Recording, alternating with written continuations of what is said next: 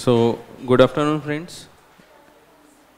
ऐसा है, हम लोग देख रहे थे revision on the basis of sections चल रहे थे अपन।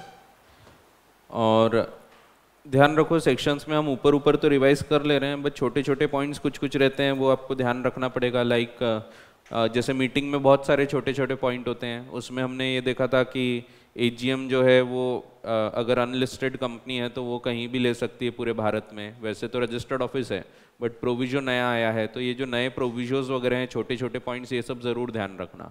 ठीक है, तो वो अपन रिवीजन में पूरे एक एक पॉइंट कवर नहीं कर सकते, एक ब्रीफ ओवरव्यू ज़रूर देख सकते हैं, बट एकदम छोटे छोटे पॉइंट्स होते हैं। लाइक अगर 95% मेंबर्स कंसेंट करते हैं तो फिर आप शॉर्टर नोटिस भी दे सकते हैं, तो नहीं तो 21 क्लियर डेज होना।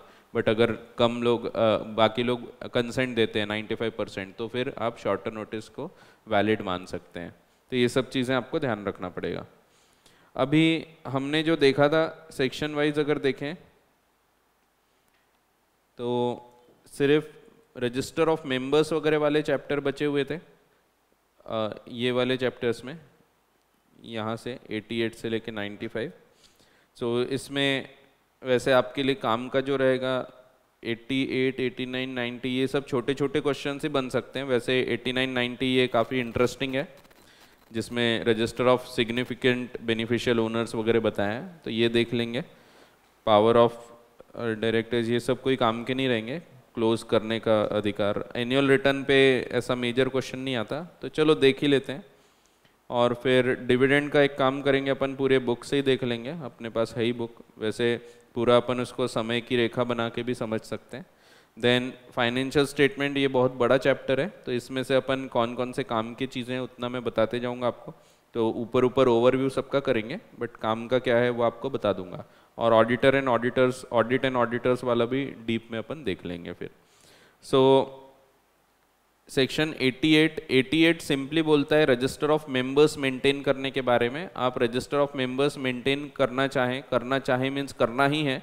सो करना है, वो भी आप अलग अलग रखेंगे। आपके शेयर होल्डर्स का अलग, डिबेंचर होल्डर्स का अलग, अदर कोई क्रेडिटर्स होंगे तो उनका अलग, सबके रजिस्टर्स अलग अलग मेंटेन करना है। फिर अगर आप चाहो तो फॉरेन में भी रजिस्टर मेंटेन कर सकते हैं, ये ऑप्शनल है, ये कंपलसरी नहीं है। आप चाहो तो भारत में ही पूरे रजिस्टर्स मेंटेन कर लो, या फिर आप फॉरेन में रजिस्टर्स मेंटेन कर सकते हैं। जहाँ पे आपके फॉरेन मेंबर्स रह रहे हैं वहाँ का अलग रजिस्टर बनाया जा सकता है। अगर आप अलग रजिस्टर बना रहे हैं तो सेम रजिस्टर यहाँ पे फिर से मेंटेन करने की ज़रूरत नहीं है, उतने लोगों की डिटेल अपने आके रजिस्टर में नहीं रहेगी। उसका एक डुप्लीकेट ज़रूर यहाँ रहता है जिसमें अपडेशन रेगुलरली करना चाहिए। तो फॉरेन रजिस्टर में जो भी चीज़ हो रही है तो वो यहाँ पे भी रजिस्टर कर लेना है। विद इन 7 डेज आपको इसमें सब अपडेट कर लेना पड़ता है, जो भी एंट्रीज़ हैं। अगर कुछ नया व्यक्ति शेयर होल्डर बना है तो उसका नाम लिखो, फिर बायबैक वगैरह हुए हैं तो कुछ भी, कोई भी एंट्री हुई है तो वो सब चीज़ें आपको इसमें रजिस्टर में लिखना पड़ता है विद इन 7 डेज। ये आपको रजिस्टर्ड ऑफिस में मेंटेन करना पड़ेगा, सो आरओ ऑफ द कंपनी में। फिर ये भी ओपन टू इंस्पेक्शन रहते हैं, कोई भी व्यक्ति जो मेंबर है वो इसको देख सकता है without payment of any fees. और इसके लिए उसको अगर कंपनी रिस्ट्रिक्शन लगाती भी है तो कम से कम 2 घंटे अवेलेबल होना चाहिए, वो ओपन होना चाहिए फॉर इंस्पेक्शन। फिर रजिस्टर ऑफ मेंबर्स में जो फॉरेन रजिस्टर होता है, फॉरेन रजिस्टर को अगर हम डिसकंटिन्यू कर देते हैं तो ये भी अलाउड है, आप डिसकंटिन्यू कर सकते हैं। बट जब डिसकंटिन्यू करोगे तो उसमें दी गई जो ये रहेगी एंट्रीज, वो एंट्रीज को आपको कन्वर्ट कर लेना इनटू मेन रजिस्टर, उसमें ला लेना पड़ेगा। या फिर आपको वो जो दूसरा कोई फॉरेन रजिस्टर है उसमें ले लेना पड़ेगा। सो जाने देते हैं सबको। कभी कभी डिस्टर्बेंस होता है मेरे को, जनरली नहीं होता, लोग आ रहे जा रहे हैं, बट कभी कभी हो जाता है। ठीक है,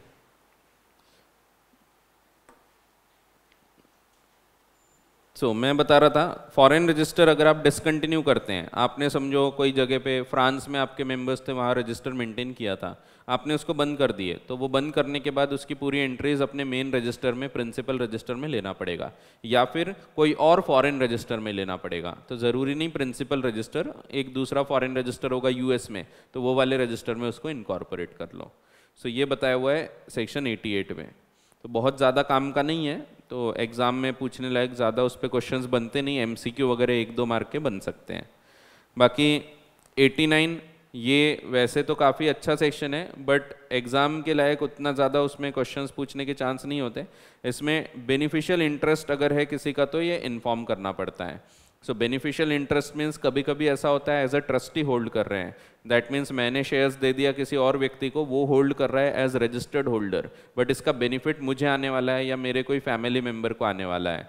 तो यहाँ पे ये चीज़ बताना पड़ता है कंपनी को। तो दोनों जन बताते हैं, जैसे कि समझो एक व्यक्ति है, इसने शेयर्स दे दिया था दूसरे व्यक्ति को, तो ये व्यक्ति हो गया रजिस्टर्ड होल्डर, और ये व्यक्ति या इसका कोई बेनिफिशियरी, इसका कोई अगर फैमिली मेम्बर होगा तो ये हो गए बेनिफिशियल ओनर। सो यहाँ पे ये चीज़ इन्फॉर्म करना पड़ता है कंपनी को। रजिस्टर्ड ओनर भी इन्फॉर्म करेगा कंपनी को और बेनिफिशियल ओनर भी इन्फॉर्म करेगा, दोनों को इन्फॉर्म करना ज़रूरी है। फिर ये जब इन्फॉर्म किया जाएगा कंपनी को, company will in turn inform it to the registrar. ये आरओसी को बता देगी कि ये व्यक्ति रजिस्टर्ड होल्डर है बट इसका बेनिफिशियल ओनर कोई और है। सो ये चीज़ बताना ज़रूरी है, अगर आप नहीं बताओगे तो बेनिफिशियल इंटरेस्ट होल्डर को कोई बेनिफिट प्राप्त नहीं होंगे। सो उसको इन्फॉर्म करना ज़रूरी होता है। फिर दूसरा significant beneficial owner. Significant beneficial owner में जो बड़े बेनिफिशियल इंटरेस्ट होल्डर होते हैं उनको इन्फॉर्म करना है। एक्ट में लिखा हुआ है 25% से ज़्यादा, लेकिन बाद में रूल्स में बताया 10% या उससे ज़्यादा के अगर किसी के पास होल्डिंग है तो उसको इन्फॉर्म करना पड़ता है that he is a significant beneficial holder. यहाँ पे खास बात ये भी है कि वो व्यक्ति खुद इन्फॉर्म तो करेगा ही, अगर वो इन्फॉर्म नहीं करता है तो कंपनी पे भी ध्यान देना चाहिए, क्योंकि यहाँ पे ऐसा हो सकता है कि ये कंपनी है, इसमें मैंने पैसा लगाना है लेकिन मैं डायरेक्टली ना लगा के मेरे किसी पहचान वाले के थ्रू इसमें काफ़ी ज़्यादा पैसा लगा रहा हूँ। समझो यहाँ पे मैंने इस कंपनी के 20% शेयर्स मैंने होल्ड कर लिया, लेकिन थ्रू अनदर पर्सन। तो मैं हूँ मिस्टर एक्स और मैंने वाई को बोला कि तुम ये पैसा रखो और ये पैसे से इसमें शेयर होल्ड कर लो। सो वैसे इन्हें बताना चाहिए, बट ये खुद होके क्यों बताएंगे? अगर इनका मकसद ही है ब्लैक मनी लगाना या फिर बाहर से कोई पैसा लग रहा है कंपनी में, तो खुद होके नहीं बताते हैं। इसीलिए कंपनी की भी जिम्मेदारी होती है कि कंपनी ने ट्राई करना चाहिए to find out the significant beneficial owners, जिनके ऐसे शेयर्स हैं, जैसे समझो ये शेयर होल्डर है बट जब भी वोटिंग की बात आती है तो मैं जाता हूँ वोटिंग करने, तो यहाँ पे कंपनी को ये ध्यान आएगा कि हर बार ये प्रॉक्सी बन के आता है, तो यहाँ कुछ गड़बड़ हो सकती है। तो ऐसे केसेस में फिर नोटिस भेजे जाएंगे, company can send the notice to ये व्यक्ति या ये व्यक्ति या कोई और व्यक्ति भी हो सकता है मिस्टर जेड, जिसको शायद पता हो कि एक्चुअल ओनरशिप किसकी है। सो वो व्यक्ति को भी नोटिस भेजा जा सकता है। देन उसको नोटिस भेज के उससे रिप्लाई मांगा जाएगा, अगर वो रिप्लाई कर देता है तो ठीक है, नहीं तो फिर इसकी इवन अभी ये नया प्रोविज़न आया है, इसके जितने भी शेयर्स हैं ये पूरे शेयर्स को ट्रांसफ़र कर देंगे investor education and protection fund. ये अभी नया प्रोविज़न लाया गया है, आरटीपी में आपको ये दिखेगा। तो आरटीपी में मैनेजमेंट एडमिनिस्ट्रेशन ये देखे थे अपन ने, ये तो अपने बुक में है ही ऑलरेडी।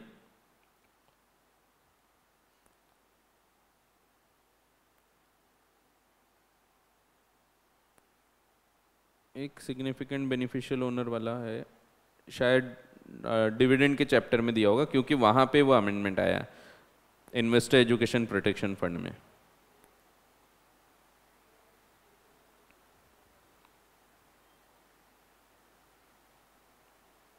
हाँ, ये कुछ पॉइंट्स भी है अकाउंट से related, accounts of the company वाला। अच्छा, ये अपन बाद में देखते हैं, वो सिग्निफिकेंट वाला, एक सेकंड, कहीं तो भी है, ये आपको दिखेगा, इन्वेस्टर एजुकेशन प्रोटेक्शन फंड का पॉइंट है इसमें। सर्च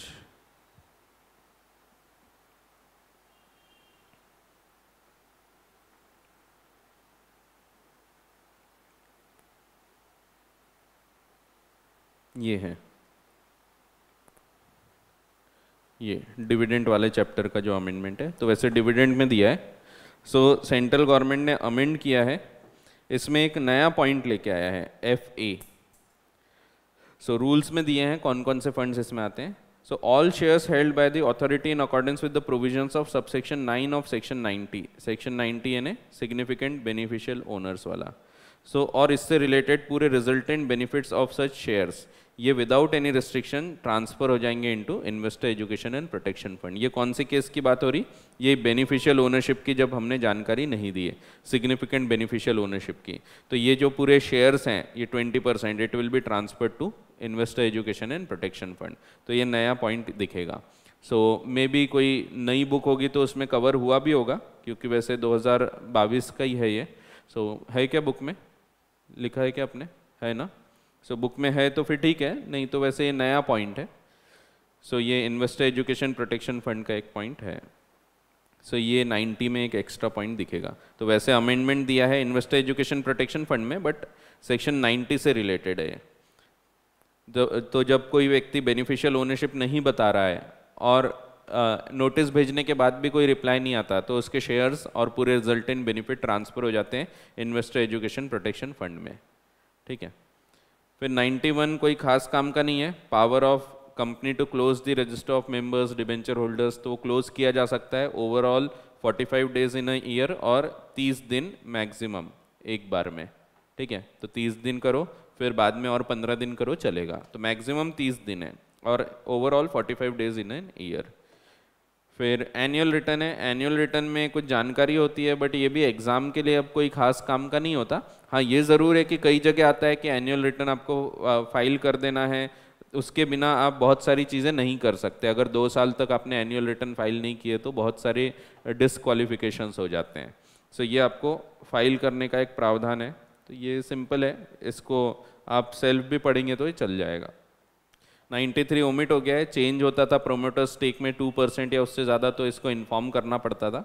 एक लाइन का सेक्शन था, कोई काम का नहीं है।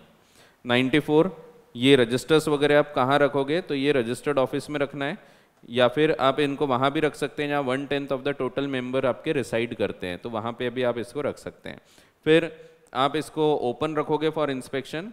कोई भी व्यक्ति अगर चाहे तो वो रजिस्टर्ड ऑफिस में आके, मेंबर आके देख सकता है कि रजिस्टर्स में, रिटर्न्स में क्या क्या चीज़ें बताई हुई है, वो सब चेक कर सकता है।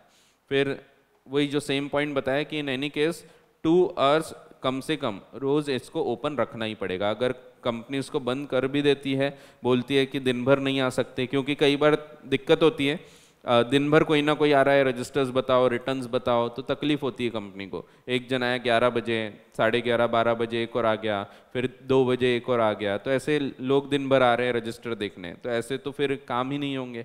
और इसीलिए कंपनी इसमें एक रीजनेबल रेस्ट्रिक्शन लगा सकती है। But in any case after the restrictions भी कम से कम 2 घंटे रोज ये ओपन फॉर इंस्पेक्शन होना ही चाहिए। ये भी प्रावधान इसमें दिया हुआ है। फिर 95 रजिस्टर्स वगैरह ये एविडेंस है, उसमें जो भी लिखा है ये बिल्कुल सही है, ये माना जाता है। ठीक है, तो ये रजिस्टर्स वाले वैसे सेक्शंस बहुत काम के नहीं हैं।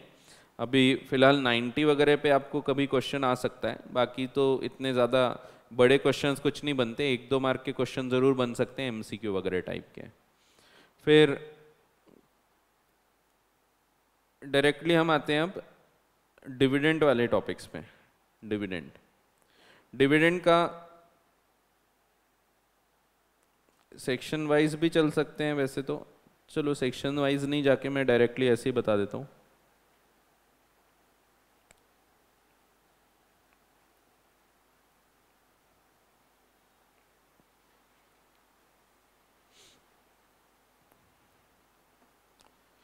ये चार्ज का है, वैसे आपके क्लास में भी बना ही होगा, ये अभी चल रहा था रिसेंट क्लास में।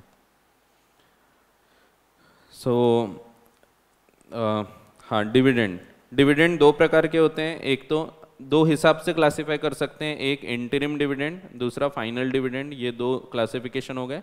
दूसरा प्रेफरेंस डिविडेंड और इक्विटी डिविडेंड, ये दूसरा क्लासिफिकेशन हो गया। आप जो भी रूल्स पढ़ते हैं वो दोनों डिविडेंड को लगता है, प्रेफरेंस हो या इक्विटी हो, एंड इंटरिम हो या फाइनल हो, सबको ये लगता है। हमने जो भी रूल्स पढ़ा उसमें हमने देखा कि डिविडेंड जिस दिन डिक्लेयर हो जाता है, डिक्लेरेशन के बाद 5 दिन के अंदर, 5 दिन का टाइम होता है, 5 डेज के अंदर इसको एक सेपरेट अकाउंट में जमा कर देना पड़ता है, बैंक अकाउंट में जमा कर दो। इसके बाद with in a period of 30 days, यहीं से 30 डेज के अंदर ये पे भी हो जाना चाहिए, 30 डेज के अंदर पे होना चाहिए। पे किसको किया जाता है, तो रजिस्टर्ड शेयर होल्डर जिसका नाम लिखा है उस व्यक्ति को हम पे करते हैं। ये पे होना चाहिए सिर्फ कैश में। कैश का मतलब ज़रूरी नहीं सिर्फ एकदम कैश, कैश का मतलब है थ्रू एनी बैंकिंग चैनल वगैरह, इसका मतलब है it should not be in kind, kind में नहीं हो सकता ये डिविडेंड, ठीक है। इस पे भी कभी कभी क्वेश्चन आता है, और रजिस्टर्ड होल्डर को मिलना चाहिए। अगर 30 दिन में आप पेमेंट नहीं कर पाते हो तो फिर इसके बाद with in a period of 7 days, 7 दिन के अंदर इसको एक अलग अकाउंट में आप जमा कर देते हो, अनपेड डिविडेंड अकाउंट में। तो अनपेड डिविडेंड अकाउंट में पूरा पैसा जमा हो जाएगा, जितने लोगों ने क्लेम नहीं किया वो वाला पैसा। इसके बाद यहीं से 90 डेज का टाइम है, विद इन 90 डेज कंपनी पूरी डिटेल्स बनाएगी और एक पर्टिकुलर ये निकालेगी पब्लिकेशन, जिसमें वो बताएगी कि इन लोगों को हमने डिविडेंड नहीं बांट पाया। अगर आपको ये नोटिस पता लग रहा है, जानकारी पता लग रही है, तो आप डिविडेंड क्लेम करने आ सकते हैं। तो पूरी डिटेल निकालना पड़ेगा, कौन व्यक्ति है, उसका कितना डिविडेंड है, तो उनने पैसा क्लेम नहीं किए, वो सब चीज़ें निकाल के पब्लिश करते हैं। फिर इसके बाद यहाँ से 7 साल तक के हमको रुकना है। 7 साल तक के हम वेट करेंगे कि कोई भी व्यक्ति आ सकता है डिविडेंड क्लेम करने, तो 7 साल तक हम इसको अपने पास रखते हैं। और अपने पास मीन्स अगेन वही अनपेड डिविडेंड अकाउंट में, इसको हम यूज़ नहीं करेंगे और इससे फिर पैसा उसको पे किया जाएगा। अगर 7 साल में वो नहीं आता है तो 7 साल बाद इसका पूरा पैसा investor education and protection fund में डाल दिया जाता है। 7 साल बाद डिविडेंड का पैसा तो जाएगा ही, साथ में अगर वो 7 साल लगातार एक भी बार नहीं आया था तो उसके शेयर्स भी ट्रांसफ़र हो जाते हैं। लेकिन अगर वो बीच में एक बार भी आके डिविडेंड लेके गया था, समझो 4 साल बाद कभी आया था और उस साल का डिविडेंड उसने लेके चला गया, भले ही पहले के डिविडेंड नहीं ले गया बट उस साल का लेके चला गया, तो ऐसे केस में उसके शेयर्स ट्रांसफ़र नहीं किए जाएंगे, सिर्फ डिविडेंड ट्रांसफ़र कर दिया जाएगा in the investor education and protection fund account.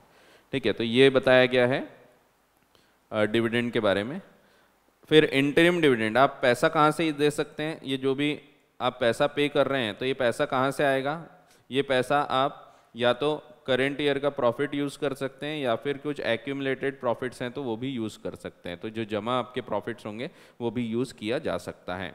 अगर आपको कोई गारंटी दी गई थी गवर्नमेंट के द्वारा, तो गवर्नमेंट अगर कोई पैसा देती है तो वो पैसा भी आप यूज़ कर सकते हैं। तो 3 चीज़ बताई गई है, प्रॉफिट्स, एक्यूमुलेटेड प्रॉफिट यानी past profits reserves, and government के द्वारा पे किया गया पैसा। गवर्नमेंट ने गारंटी दिया है कि हम डिविडेंड पे करेंगे ही, तो ऐसे केस में गवर्नमेंट पैसा देती है, तो वो पैसे को आप पे कर सकते हैं in the form of dividend.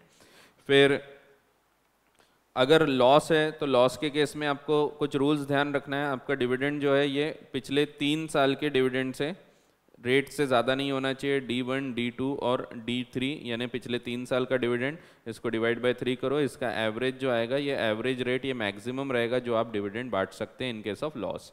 डब्बे में दिया हुआ है आपके बुक में। फिर आप मैक्सिमम विड्रॉल जो परमिटेड है that will be 10% of the paid up capital plus reserves, इतना आप मैक्सिमम विड्रॉल कर सकते हैं। ये जो भी विड्रॉ करोगे इससे पहले जो एक्यूमुलेटेड लॉसेस है ये माइनस होंगे, एंड डेप्रिसिएशन भी आपको पहले माइनस करना है। तो डेप्रिसिएशन के बाद जो प्रॉफिट आएगा उसी से आप डिविडेंड दे सकते हैं।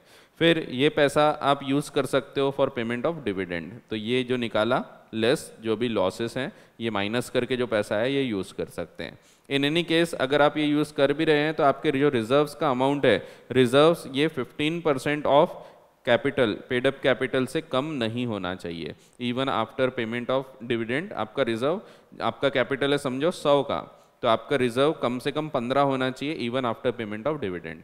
ठीक है, तो रिजर्व इससे कम नहीं होना चाहिए even after payment of dividend. तो ये कुछ रूल्स आपको ध्यान रखना है जब आप एक्यूमुलेटेड प्रॉफिट से पे कर रहे हैं डिविडेंड। ठीक है, तो ये सब चीज़ें दी हुई है। सो आप बुक देख रहे होंगे तो बुक में साथ साथ में देखने को मिलेगी आपको ये सभी पॉइंट्स लगभग कवर हो गए। एक पॉइंट है डिविडेंड बांटना है, तो डिविडेंड कहाँ से बांट सकते हो वो देखेंगे ईयर वाइज, चलो वो भी बता देता हूँ। अगर आप डिविडेंड बांट रहे हैं और वो इंटरिम डिविडेंड है तो इंटरिम डिविडेंड एक तो समझो आपका साल है 2023-2024, ये चालू साल है। सो 22-23 मान लेते हैं, तो 22-23 आपका चालू साल है। तो इस साल में अगर आप एजीएम में डिविडेंड दोगे तो ये एजीएम का डिविडेंड ये पिछले साल का होगा। वैसे ही आप अगले साल 2023-2024 में जब डिविडेंड बांटोगे तो ये जो डिविडेंड रहेगा एजीएम का, ये डिविडेंड ये पिछले साल का, इस साल का डिविडेंड रहेगा। अब अगर आप इन 2 एजीएम के बीच में कहीं भी डिविडेंड बांट रहे हो तो ये डिविडेंड जो है ये इंटरिम डिविडेंड कहते हैं। इंटरिम डिविडेंड कौन से साल का है? तो पहले रूल सिंपल इतना था कि अगर ये साल पे हो रहा है इस साल, तो इस साल का डिविडेंड है, इस साल पे हो रहा है तो इस साल का डिविडेंड है। बट अब रूल्स काफ़ी बदल चुके हैं। अब ऐसा है कि अगर आप यहाँ पे भी डिविडेंड पे कर रहे हैं तो हो सकता है कि ये डिविडेंड आपके इस साल का डिविडेंड है। सो इसके पिछले साल का डिविडेंड भी आप एजीएम के पहले तक कभी भी दे सकते हैं। तो ये भी इंटरिम डिविडेंड हो सकता है 2022-23 का। ठीक है, सो ये भी रिसेंट अमेंडमेंट था जो हमने देखा था।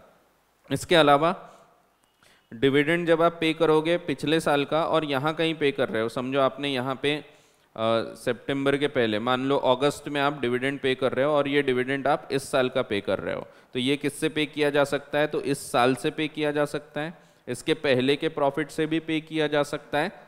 साथ ही साथ यहाँ पे एक क्वार्टरली स्टेटमेंट बनाओ और यहाँ का जो प्रॉफिट है इस क्वार्टर का, इस प्रॉफिट को यूज़ करके भी आप वो डिविडेंड पे कर सकते हैं। ठीक है, सो ये सब चीज़ें अपन ने पढ़े थे। याद आ रही होगी आपको कि नहीं आ रही? सो ये रूल्स हैं जो मैंने बताया। Rate D1 D2 D3 divide by 3, फिर total 1/10 of the total paid up capital plus free reserves, फिर तीसरा जो भी प्रॉफिट आएगा, ये अमाउंट आएगा, इसमें से पहले एक्यूमुलेटेड लॉस माइनस करो, फिर आपका पेमेंट करने वाला पैसा निकलेगा। और इन एनी केस 15% से ज़्यादा नीचे नहीं जाना चाहिए रिजर्व्स, जो पेड अप कैपिटल है उसका 15% इतना रिजर्व होना ही चाहिए। फिर ये वो जो अभी मैंने पॉइंट बताया कि अगर हम फाइनेंशियल ईयर में दे रहे हैं डिविडेंड बिटवीन 2 AGM, तो एक AGM और दूसरे AGM के बीच में डिविडेंड दे रहे हैं तो ये इंटरिम डिविडेंड बोलते हैं हम। ये कई बार आपका साल यहाँ ख़त्म हो गया लेकिन आप यहाँ भी दे रहे हैं तो ये डिविडेंड आपका इस साल का हो सकता है। तो हमको कैसे पता लगेगा? तो कंपनी जब डिक्लेयर करती है वो बोलती है, तो कंपनी के डिक्लेरेशन के टाइम बोला जाता है this interim dividend will be for this particular year, तब हमको पता लगेगा। फिर डिविडेंड को सेपरेट बैंक अकाउंट में रख दो 5 दिन के अंदर, ये बताया मैंने। फिर डिविडेंड किसको मिलना चाहिए? रजिस्टर्ड शेयर होल्डर को, ये बताया। अगर आपने डिपॉजिट्स वगैरह का डिफ़ॉल्ट किया है तो डिविडेंड नहीं बांट सकते, सेक्शन 8 कंपनी डिविडेंड नहीं बांट सकती। अनपेड डिविडेंड अकाउंट 30 दिन के अंदर आपने कर देना चाहिए। अगर 30 दिन के अंदर आपने नहीं पे किया है तो इसके बाद विदिन 7 डेज आपको अनपेड डिविडेंड अकाउंट में पैसा डाल दो। इसके बाद 90 दिन के अंदर इनकी डिटेल बनाओ, इसको पब्लिश करो। इसके बाद ये पैसा कोई भी मांग सकता है, आपको इसको यूज़ नहीं करना है, ये देखा था हमने। और 12% का इंटरेस्ट वगैरह भी बताया है अगर आप ट्रांसफ़र करने में लेट करते हैं तो विदिन 7 डेज आपको ट्रांसफ़र करना है। नहीं किया 7 दिन में तो 12% के ब्याज के साथ ट्रांसफ़र करना पड़ेगा। फिर अगर अनपेड डिविडेंड अकाउंट कोई क्लेम करने नहीं आया 7 साल तक तो फिर आपको उसका amount dividend as well as उसका जो शेयर्स हैं वो ट्रांसफ़र कर देना in the investor education and protection fund. फिर शेयर्स तभी ट्रांसफ़र करेंगे हम जब कॉन्जिक्यूटिवली 7 साल तक के उसने डिविडेंड नहीं मांगा। अगर बीच में कभी भी आके उसने डिविडेंड लेके गया है then his shares will not be transferred, only dividend amount will be transferred. 125 बहुत बड़ा सेक्शन है, अपन यहाँ पूरा वर्ड टू वर्ड रीड नहीं करेंगे। इसमें दिया है कि कौन कौन से फंड्स, कौन कौन सा पैसा इस फंड में जमा होगा। सो ये आपको एक बार रीड करना है, एकदम रटने की ज़रूरत नहीं है, आप इसको पढ़ लोगे एक बार। और फिर इसमें से कहाँ कहाँ पैसा यूज़ किया जाएगा, सो यूटिलाइज कहाँ कहाँ होगा ये बताया है। तो एक बार रीड ज़रूर कर लेना, बाकी एकदम A-B कैटेगरी क्वेश्चंस इसमें से नहीं आएंगे। ठीक है, हाँ ये तो है ही अपने बुक में, यह दिया हुआ है जो मैं अमेंडमेंट बताया FA, तो ज़्यादातर अमेंडमेंट्स कवर्ड ही हैं अपने बुक में। तो ये FA वाला पॉइंट जो अभी अपन ने RTP में देखा, सो ये अपने बुक में ऑलरेडी कवर्ड है ये FA। ठीक है, कि जो 90 वाला जो डिसगॉज किया जाते हैं शेयर्स वगैरह, वो शेयर्स वगैरह जमा कर देंगे इन दिस पर्टिकुलर फंड। ठीक है, तो अपने बुक में कवर्ड है, तो आपके लिए अमेंडमेंट नहीं है, तो ऑलरेडी कवर्ड है। ठीक है, तो ज़्यादातर चीज़ें कवर्ड ही हैं। फिर ये सिंपल है, जब तक के डिविडेंड का पक्का नहीं पता होता कि कौन व्यक्ति ओनर है, तब तक के आप डिविडेंड, बोनस, राइट ये सबको अबेंस पे रखेंगे जब तक ट्रांसफ़र कंप्लीट नहीं होता। ये एक इम्पॉर्टेंट सेक्शन है, सेक्शन 127। अगर डिविडेंड आप पे नहीं करते हैं विदिन 30 डेज तो ऐसे केस में लाइबिलिटी होती है of every director of the company, उसके ऊपर पेनल्टी लगती है। एक तो इम्प्रिजनमेंट है 2 साल से लेके 2 साल तक के, मैक्सिमम 2 years, एंड पेनल्टी है विच shall not be less than 1000 for every day during which the default continues and interest at the rate of 18%। ये याद रखना है। तो ज़्यादातर पेनल्टीज याद रखने नहीं बोलता हूँ मैं, बट ये वाली याद रखना है, ठीक है।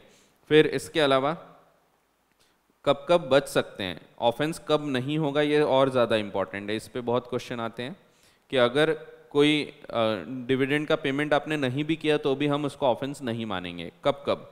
पहला है where dividend could not be paid, क्योंकि कानून मना करता है, due to operation of law. जब दिक्कत है, पता नहीं है कि किस व्यक्ति को डिविडेंड देना चाहिए, ऐसे केसेस में एक पिताजी की डेथ हुई और 2 लड़के हैं झगड़ रहे हैं, तो यहाँ पे पेमेंट नहीं करेंगे। फिर where share holder has given the directions to the company regarding payment of dividend, जब डिविडेंड के लिए हमने बोला था ऐसा पे करना, ये वाले अकाउंट में जमा कर देना, एंड वो डायरेक्शंस को कंप्लाई नहीं कर सकते, कंपनी ने उसको पूरा नहीं कर पाई। एंड इसके बाद ये भी इंपॉर्टेंट है, and the same has been communicated to him. कई बार इस पार्ट पे भी क्वेश्चन आता है कि कंपनी को एक शेयर होल्डर ने बोला था कि मुझे डिविडेंड ये अकाउंट में जमा कर देना, फिर कंपनी उसको कंप्लाई नहीं कर पाई, कंपनी वो पूरा नहीं कर पाई, बट उसने कम्युनिकेट नहीं किया।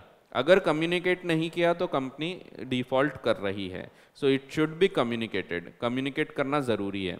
अगर आप ये नहीं कर पा रहे, उसके डायरेक्शंस को फॉलो नहीं कर पा रहे, तो आपको इन्फॉर्म करना पड़ेगा हम ये नहीं कर पा रहे हैं, तभी जाके कंपनी बच सकती है, नहीं तो ये डिफ़ॉल्ट हो जाएगा, ठीक है। या फिर डिस्प्यूट है, किसको डिविडेंड मिलना चाहिए, या फिर कोई अनपेड कॉल्स है, वो कॉल्स के अगेंस्ट में आप एडजस्ट कर सकते हैं, या फिर जहाँ पे बियॉन्ड द फॉल्ट, यानी फॉल्ट ऑफ कंपनी नहीं है, बियॉन्ड दी डिफ़ॉल्ट जो है ये फॉर एनी अदर रीज़न जो इसके कंट्रोल के बियॉन्ड था, not due to the default of the company. So company की गलती नहीं है, ऐसे केसेस में भी कंपनी जिम्मेदार नहीं रहेगी। सो ये डिविडेंड वाला चैप्टर है पूरा।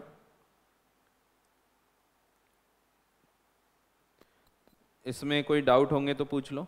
इम्पॉर्टेंट है सेक्शंस पूरे, खास तौर पे टाइम लिमिट्स वगैरह, वो जो समय की रेखा हमने बनाए वो काम किए। ये वाली कौन सी, ये नहीं, ये वाली। सो 5 दिन, फिर 30 दिन, फिर 7 दिन, फिर 90 दिन, फिर 7 साल, ठीक है। इसके बाद भी कोई नहीं आया तो फिर इन्वेस्टर एजुकेशन प्रोटेक्शन फंड से क्लेम कर सकता है वो। बाद में पता लगा उसको 8-10 साल हो गए, तो 8-10 साल बाद अगर जाएगा तो यहाँ से पैसा ले सकता है वो, ठीक है। इसके पहले 7 साल तक के फिर कंपनी से पैसा मांग सकता है वो, ठीक है। सो ये हो गया, और ये वो कंडीशंस है, ये भी इम्पॉर्टेंट है। फिर अगला चैप्टर देख लेते हैं। अब अगला चैप्टर बहुत बड़ा है, accounts of the company. Accounts of the company में सबसे पहले तो ये बताया, सेक्शन 128 बोलता है कि हर कंपनी को अपने बुक्स ऑफ अकाउंट्स बनाना है, बुक्स एंड पेपर्स बनाना है, एंड फाइनेंशियल स्टेटमेंट बनाना है। 3 चीज़ बोलता है, books of accounts, books and papers and financial statement. इसको कैसे मेंटेन करना है, तो अक्रूवल बेसिस पे and double interest system of accounting से हर फाइनेंशियल ईयर के हिसाब से बनाना चाहिए, ट्रू एंड फेयर व्यू देना चाहिए। फिर बुक्स ऑफ अकाउंट्स वगैरह को डिफाइन किया है। बुक्स ऑफ अकाउंट्स में हर रिसिट पेमेंट आ जाएगा, एसेट लायबिलिटी आ जाएगा, सेल्स परचेस आ जाएगा, एंड आइटम्स ऑफ कॉस्ट। फिर कहाँ रखना है आपको, तो रजिस्टर्ड ऑफिस में रखना है आपको, या फिर आप ऐसी और कोई जगह भी रख सकते हैं जहाँ बोर्ड ऑफ डायरेक्टर्स डिसाइड करेंगे। ध्यान रखना, बाकी जगह मेंबर्स डिसाइड करते हैं, बट बुक्स ऑफ अकाउंट्स अगर आपको कहीं और रखना है तो ये बोर्ड ऑफ डायरेक्टर्स खुद डिसाइड कर सकते हैं, मेंबर्स को पूछने की ज़रूरत नहीं होती। बाकी जगह स्पेशल रेजोल्यूशन वगैरह दिखेगा, बट बुक्स ऑफ अकाउंट्स के लिए बोर्ड ऑफ डायरेक्टर्स का रेजोल्यूशन सफिशिएंट हो जाता है। फिर इलेक्ट्रॉनिक फॉर्म में आप रख सकते हैं। इलेक्ट्रॉनिक फॉर्म में कुछ चीज़ें और बदली गई है। इलेक्ट्रॉनिक फॉर्म में एक तो ऐसा होना चाहिए, it should remain accessible in India. यहाँ पे एक पॉइंट जोड़ा गया है, इसमें बोला गया है ऑलवेज, हमेशा रहना ही चाहिए। आरटीपी से बता देता हूँ। सो इसमें क्या क्या बताया है,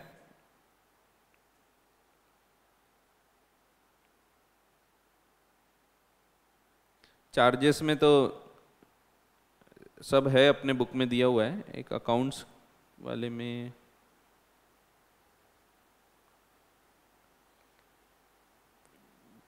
ये तो हो गया CSR का, हाँ ये नहीं, ये भी CSR का है। हाँ ये रूल्स है, ये रूल्स में थोड़ा अमेंडमेंट है, जो आपको बुक्स ऑफ अकाउंट्स मेंटेन करने के रूल्स हैं, इसमें एक ऑडिट ट्रेल वाला पॉइंट था जो 2022 से चालू होने वाला था, बट इसको 2022 के बदले 2023 से कर दिया इन्होंने। ऑडिट ट्रेल रखना ज़रूरी था। सो ये एक अमेंडमेंट था, आपके बुक में दिया है, लेकिन वहाँ 2022 दी हुई होगी डेट, तो उसको 2023 कर दिया है। दैट मीन्स अब अगर आपको ऑडिट ट्रेल देना है, ऑडिट ट्रेल का मतलब है अगर कल चलकर कोई एंट्री, ये एंट्री हो चुकी, यहाँ पे कोई एंट्री चेंज कर रहा है, तो उसका पूरा ट्रैक होना चाहिए पहले एंट्री क्या थी और अभी एंट्री में क्या चेंजेस किए गए हैं, किसने चेंज किया, कब चेंज किया, वो सब लॉग मेंटेन करना है। तो ये पहले 2022 से मेंटेन करने बोला था, अभी 2023 बोल दिया है, 1 अप्रैल 2023, तो इसकी डेट पोस्टपोन की गई थी। सो ये वो वाला पॉइंट है। बाकी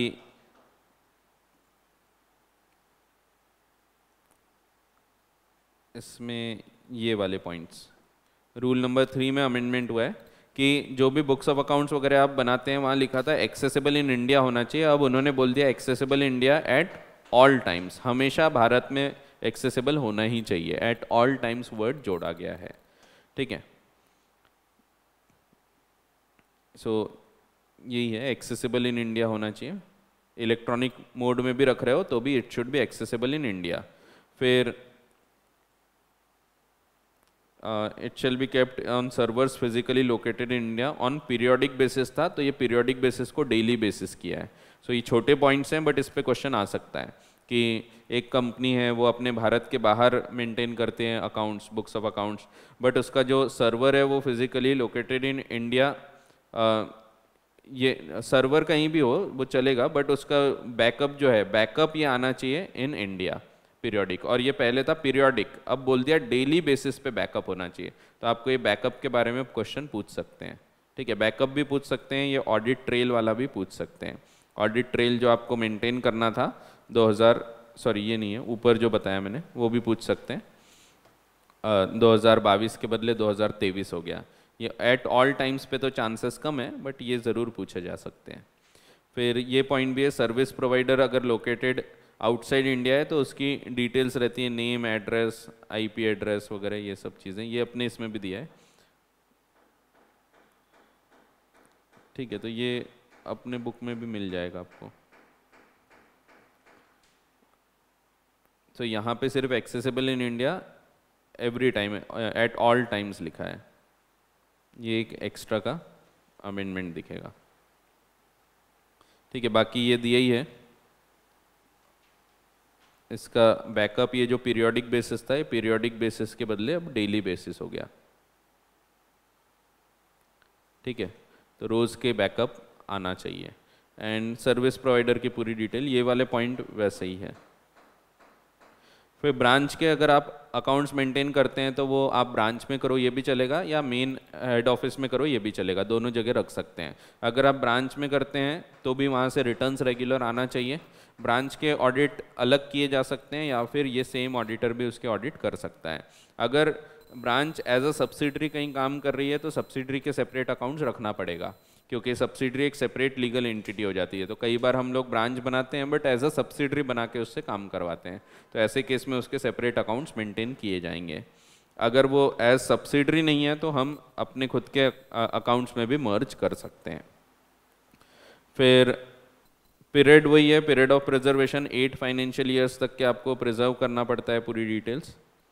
कौन कौन पर्सन रिस्पॉन्सिबल होते हैं to maintain the books of accounts, ये आपको पूछ सकते हैं कभी। Managing director, whole time director incharge in finance, CFO and any other person charge by the board.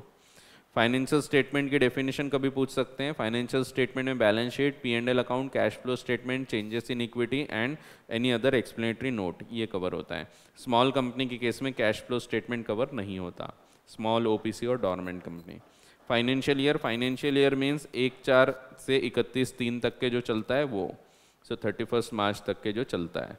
लेकिन अगर आपकी कंपनी लेट बनी है, आपकी कंपनी बनी है समझो दिसंबर के बाद, तो ऐसे केस में आप अपना फाइनेंशियल ईयर 1 साल से ज़्यादा का भी रख सकते हैं। ठीक है, तो वो भी हमने देखा था। शेड्यूल 3 के हिसाब से आपको 2 हिस्से में डिवाइड किए जाती हैं कंपनीज। एक वो डिवीजन 1 जिनको AS फॉलो करना है, अकाउंटिंग स्टैंडर्ड, और डिवीजन 2 जिनको इंड AS फॉलो करना है, इंडियन अकाउंटिंग स्टैंडर्ड्स। जहाँ पे भी हम प्रिस्क्राइब्ड कंपनीज बोलते हैं वो ये वाली कंपनीज होती है जिनको इंड AS फॉलो करना है।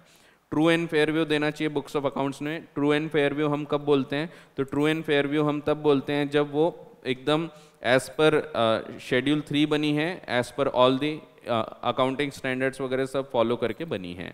लेकिन अगर कोई पर्टिकुलर इलेक्ट्रिसिटी कंपनी है या इसमें ये सब कंपनीज कवर होते हैं, insurance, banking, electricity and other law वाली कंपनी, इनके financial statement true and fair view दे रहे हैं ऐसा मान लेंगे, इवन इफ ये शेड्यूल 3 में नहीं होंगे तो भी, क्योंकि इनको शेड्यूल 3 के हिसाब से फॉलो करने की ज़रूरत नहीं होती। ये स्पेशल एक्ट वाली कंपनीज हैं तो इन लोग अपने हिसाब से बना सकते हैं, जो उनका स्पेशल एक्ट है उसके हिसाब से।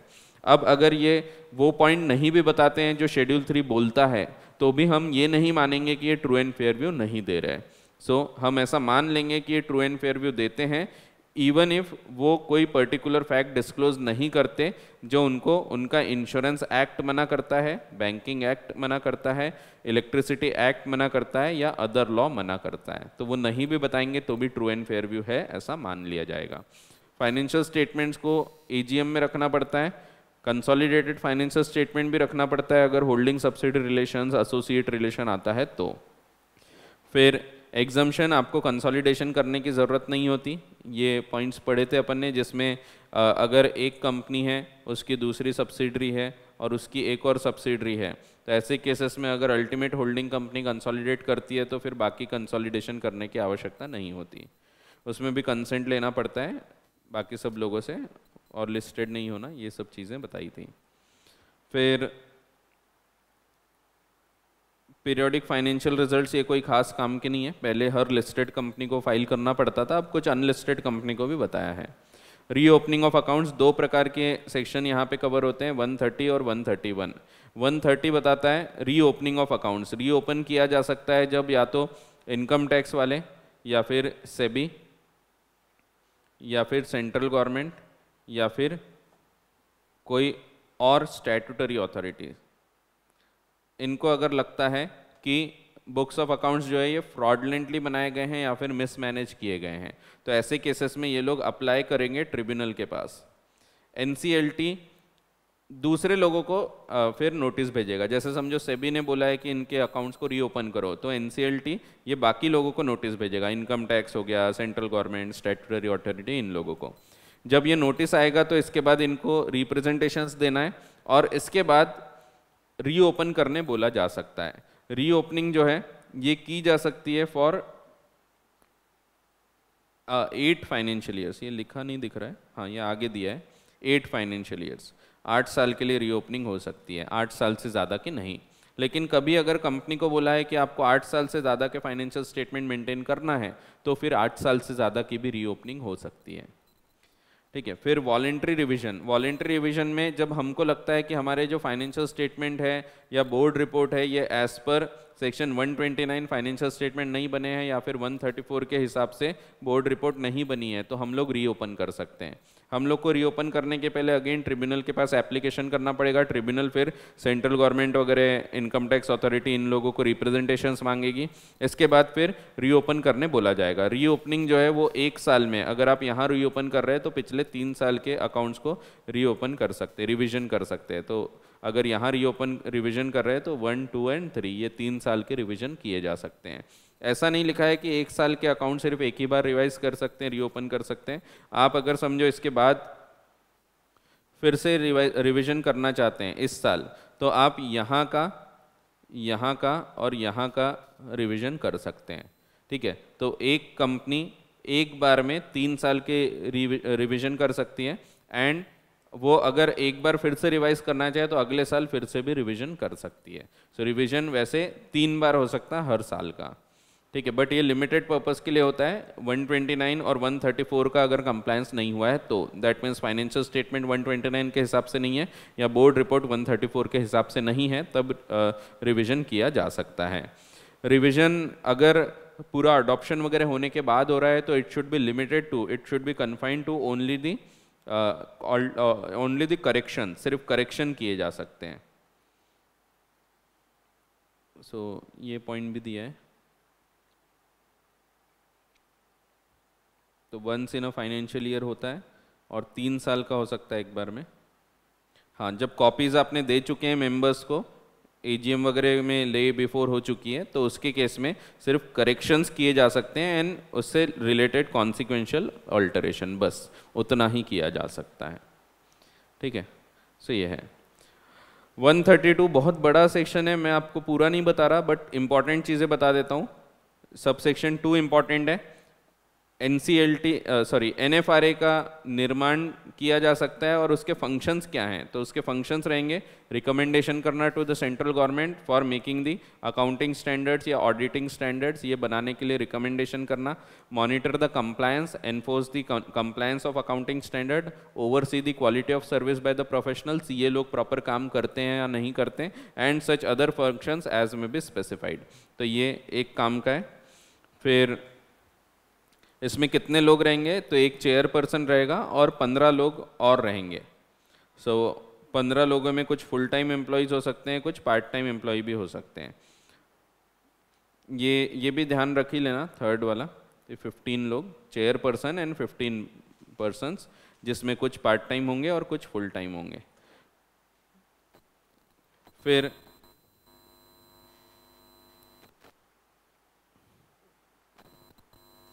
एक सेकेंड,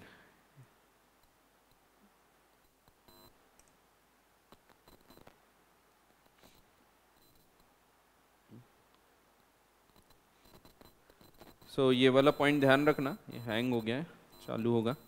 इसमें ये भी ध्यान रखना है कि जो फुल टाइम एम्प्लॉयज़ हैं और जो चेयरमैन है, ये लोग ऑडिट फर्म से रिलेटेड नहीं होना चाहिए। अगर ये ऑडिट फर्म से जुड़े हुए हैं तो इनको आप अपॉइंट नहीं कर सकते एज चेयरमैन और फुल टाइम मेंबर्स। एंड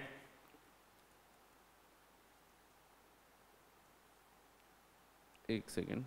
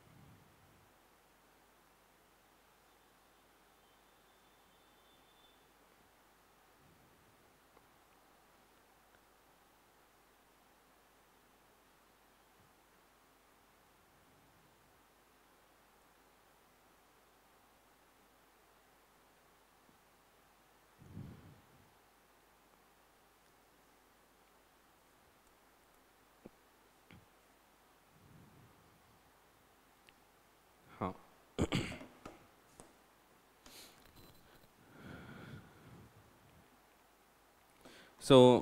जितने भी फुल टाइम मेंबर्स हैं और जो चेयरमैन है, उसका ऑडिट फर्म से रिलेटेड नहीं होना और आगे चल के भी लैक ऑफ इंडिपेंडेंस नहीं होना चाहिए, इंडिपेंडेंट होना चाहिए, वो ऑडिट फर्म से जुड़े हुए नहीं होना चाहिए, ये बताना पड़ेगा।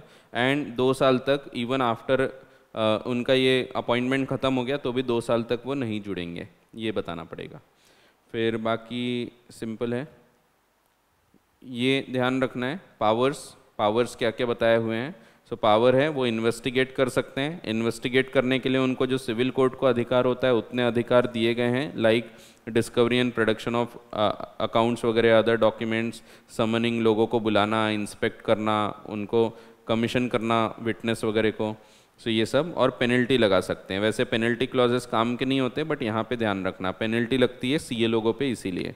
सो पेनल्टी लगाई जा सकती है not less than 1 lakh rupees और 5 times of the fees received on individual and 5 lakh और 10 times the fees received on partnership firms. फिर उनको डी बार भी कर दिया जाएगा, वो किसी भी दूसरी कंपनी के अब ऑडिट नहीं ले सकते फॉर 10 years। सो ये है। देन बाकी के एनएफआरए के पॉइंट्स याद रखने की ज़रूरत नहीं है, बाकी जनरल पॉइंट्स है। 133 कोई काम का नहीं है। 133 बोलता है कि लाइन से चल रहे हैं अगेन अपन, अगर आप सेक्शन की लिस्ट के हिसाब से देखो तो 128 ये books of accounts, 129 financial statement periodic returns, 130 131, फिर 132 एनएफआरए, 133 अकाउंटिंग स्टैंडर्ड्स, कोई काम का नहीं है। और 134 बोर्ड रिपोर्ट। बोर्ड रिपोर्ट पे भी ज़्यादा क्वेश्चंस नहीं पूछे जाएंगे। सो ये सिर्फ ये बोलता है कि NFRA जो है ये in consultation with central government ये अकाउंटिंग स्टैंडर्ड प्रिस्क्राइब कर सकती है, और जब तक ये अकाउंटिंग स्टैंडर्ड प्रिस्क्राइब नहीं करती तो जो पुराने अकाउंटिंग स्टैंडर्ड चले आ रहे हैं वो लगेंगे। अकाउंटिंग स्टैंडर्ड जो 2006 के हैं and accounting Ind AS 2015 according along with Ind AS amendment 2016। ठीक है, इसमें इवन अभी न्यू भी आ गया है, वो आपको अमेंडमेंट में दिया है क्या पता नहीं, शायद अमेंडमेंट में दिया होगा।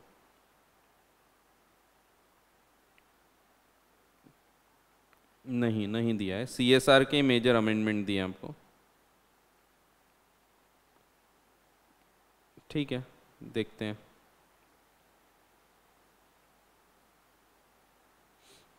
सब ज़्यादातर CSR के अमेंडमेंट है और आधे से ज़्यादा अपने बुक में दिए हुए हैं पहले से, कुछ नए अमेंडमेंट्स हमको देखने को मिलेंगे।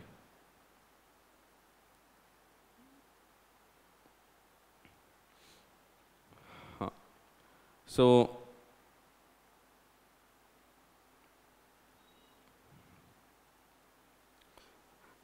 बोर्ड रिपोर्ट 134 बोर्ड रिपोर्ट जो है, अब इसमें बहुत ज़्यादा काम का नहीं है, सिर्फ ये वाला पॉइंट ध्यान रखना कि बोर्ड रिपोर्ट जो है ये साइन कौन करेगा। On behalf of the board chairperson करे या फिर 2 डायरेक्टर्स, जिसमें से एक का MD होना ज़रूरी है, दूसरे का CEO होना ज़रूरी है अगर वो है तो।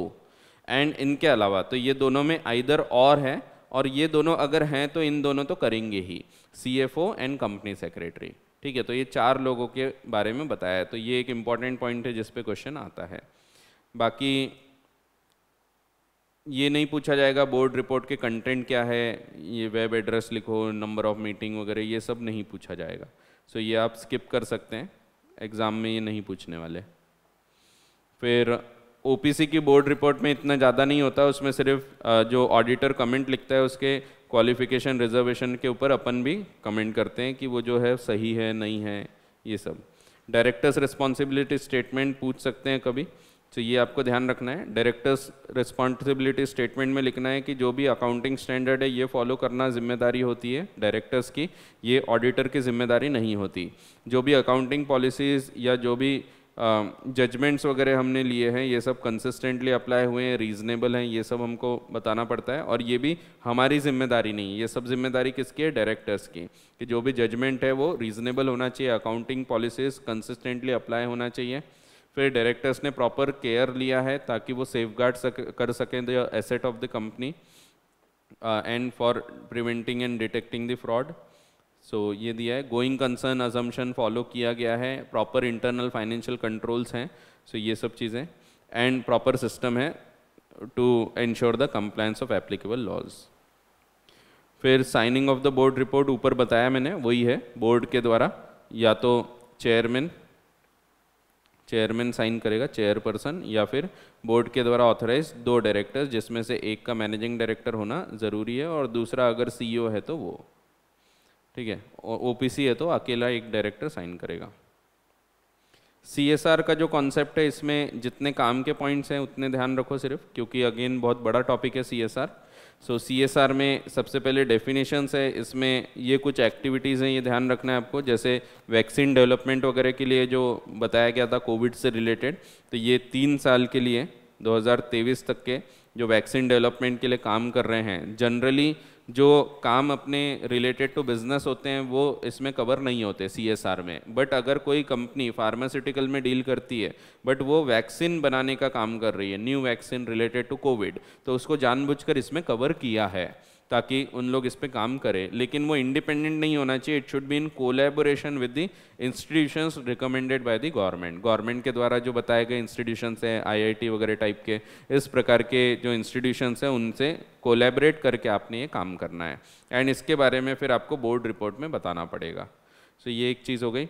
अगर आप कोई भी एक्टिविटी कर रहे हैं तो भारत में होना चाहिए, भारत के बाहर नहीं चलेगा। भारत के बाहर अगर आप कर रहे हैं तो ऐसा कोई स्पोर्ट हो सकता है जो कि इंडिया इज़ इंटरेस्टेड, ऐसे कोई स्पोर्ट को आप अगर रिप्रेजेंट करते हैं, उसके लिए खर्चा करते हैं तो चलेगा। फिर CSR कमेटी बनाना पड़ता है, इसमें भी अमेंडमेंट है। देखते हैं ये CSR कमेटी के बारे में डेफिनेशंस। नेट प्रॉफिट वाला है पॉइंट, वैसे ये बुक में अपने कवर्ड हैं ज़्यादातर, सिर्फ एक दो पॉइंट्स ही हैं। नेट प्रॉफिट आपको पता है, नेट प्रॉफिट कैसे निकालेंगे आप, तो जैसा अपना नॉर्मल नेट प्रॉफिट निकलता है एज पर सेक्शन 198 वो निकालोगे आप। एंड नेट प्रॉफिट निकालते वक्त अगर आप फॉरेन कंपनी का नेट प्रॉफिट निकाल रहे हैं तो सिर्फ भारत के जो एसेट्स हैं वही देखे जाएंगे, भारत का जो प्रॉफिट है वही देखा जाएगा, बाहर का नहीं देखा जाएगा। फिर वो वाला प्रॉफिट, वो वाला डिविडेंड एक्सक्लूड कर देते हैं जिसमें जो हमको ऐसी कंपनी से आए जिसने ऑलरेडी CSR कंप्लाई कर चुका है, तो ये वाला डिविडेंड आप एक्सक्लूड करते हैं इन दी प्रॉफिट, ये हमने पढ़ा था। फिर ऑन गोइंग प्रोजेक्ट की डेफिनेशन पढ़े हो आपने। ऑन गोइंग प्रोजेक्ट का मतलब होता है एक ऐसा प्रोजेक्ट जो एक से ज़्यादा साल में चलने वाला है, सो बियॉन्ड 1 ईयर जो चलते रहेगा उसको ऑन गोइंग प्रोजेक्ट बोला गया है। सो दो प्रकार के प्रोजेक्ट फॉर्म में आप कर सकते हैं, एक एनुअल प्रोजेक्ट हो गया, दूसरा ऑन गोइंग। जैसे हमको कोई बिल्डिंग बनाना है, अब बिल्डिंग बनाना ये एक दिन का काम तो है नहीं, हॉस्पिटल बनाना है, बिल्डिंग बनाना है, तो मल्टी ईयर प्रोजेक्ट है, उसको ऑन गोइंग प्रोजेक्ट बोलते हैं अपन। फिर CSR कमेटी बनाना, इसकी रिक्वायरमेंट कब है, तो ये पॉइंट आपको ध्यान रखना है। 1505 की लिमिट होती है यहाँ पे, सो 1505 जिसमें 500 का net worth, turnover of 1000 crore and net profit of 5 crore, तो ऐसा 1000, 500 और 5, इनमें से एक भी चीज़ अगर चली जाती है ऊपर तो फिर आपको CSR फॉलो करना ज़रूरी है, फिर वो कोई भी कंपनी हो, पब्लिक हो या प्राइवेट हो। फिर अगर आपके CSR कमेटी बना रहे हो आप, तो एक इंडिपेंडेंट डायरेक्टर होना ज़रूरी है, अगर आपकी कंपनी में इंडिपेंडेंट डायरेक्टर की रिक्वायरमेंट है तो। अगर आपके कंपनी में, और 3 डायरेक्टर होना चाहिए, अगर आपकी कंपनी में सिर्फ 2 ही डायरेक्टर है, लाइक प्राइवेट कंपनी है, तो 2 डायरेक्टर से भी आप ये कमेटी बना सकते हो। अगर आप फॉरेन कंपनी हो तो आपको भारत में एक व्यक्ति को अपॉइंट करना पड़ेगा जो CSR का प्रॉपर कंप्लायंस देखे, और एक वो व्यक्ति रहता ही है जो कंप्लायंस देखता है और एक एडिशनल व्यक्ति रहेगा, तो 2 जन के द्वारा ये मिलके कमेटी बनाई जा सकती है। फिर नेटवर्थ, ये सिंपल है। एक्सक्लूजन ऑफ कंपनीज, किनको CSR कमेटी नहीं बनाना है, तो जो 3 साल तक इसके बाहर होती है कॉन्जिक्यूटिवली उनको नहीं बनाना है। यहाँ पे एक पॉइंट चेंज किया गया, कोई कंपनी ऐसी हो सकती है जिसने ऑन गोइंग प्रोजेक्ट ले लिया था जो कि आगे तक चलने वाला है, यहाँ तक उसका प्रोजेक्ट चलने वाला है। अब समझो इस साल वो बाहर हो गई CSR के, क्योंकि वो पिछले 3 साल में बाहर हो चुकी है और इस साल वो बाहर हो गई, तो भी इसको CSR कंटिन्यू करना पड़ेगा बिकॉज ये ऑन गोइंग प्रोजेक्ट चला रही है। तो ये एक अमेंडमेंट है जो आपको एग्ज़ाम में पूछ सकते हैं। सो जो आपको बुक में नहीं है, ये हर घर तिरंगा वाला भी पूछ सकते हैं। हर घर तिरंगा में बोला है कि ऐसा कोई खर्चा किया है आपने जिसमें आज़ादी का अमृत महोत्सव में, जिसमें अब पैट्रियोटिज्म को बढ़ावा दे रहे हैं, जैसे नेशनल फ्लैग बना रहे हैं, सप्लाई, प्रोडक्शन या आउटरीच ऑफ एम्प्लीफिकेशन एफर्ट्स, तो ये भी एलिजिबल एज CSR एक्टिविटी रहेगा। ठीक है, तो वैसे ये CSR नहीं होता था लेकिन इन्होंने स्पेसिफिकली इसको लाया है। ठीक है, ये एक नया पॉइंट है जो आपको एग्ज़ाम में पूछ सकते हैं। दूसरा एक ये पॉइंट था, CSR 2 नाम का एक फॉर्म लाया गया था जो आपको फाइल करना पड़ेगा। अब CSR 2 ये फाइल करना कंपलसरी हो गया था, तो इसकी डेट भी बदली है। इसकी डेट बताई गई थी 31 मार्च, ये चेंज होके 31 मई हो गई थी। तो अब ये वैसे काम की नहीं है बट ये चेंज हो गई थी, तो मार्च की डेट थी बट इन्होंने 2 महीना फिर एक्सटेंशन दे दिया था, तो आपके बुक में 31 मार्च लिखी होगी बट वो मई हो गई थी, बट ये वाला कोई काम का नहीं है आपके लिए अब। ठीक है, तो ये जा चुका है क्योंकि इसमें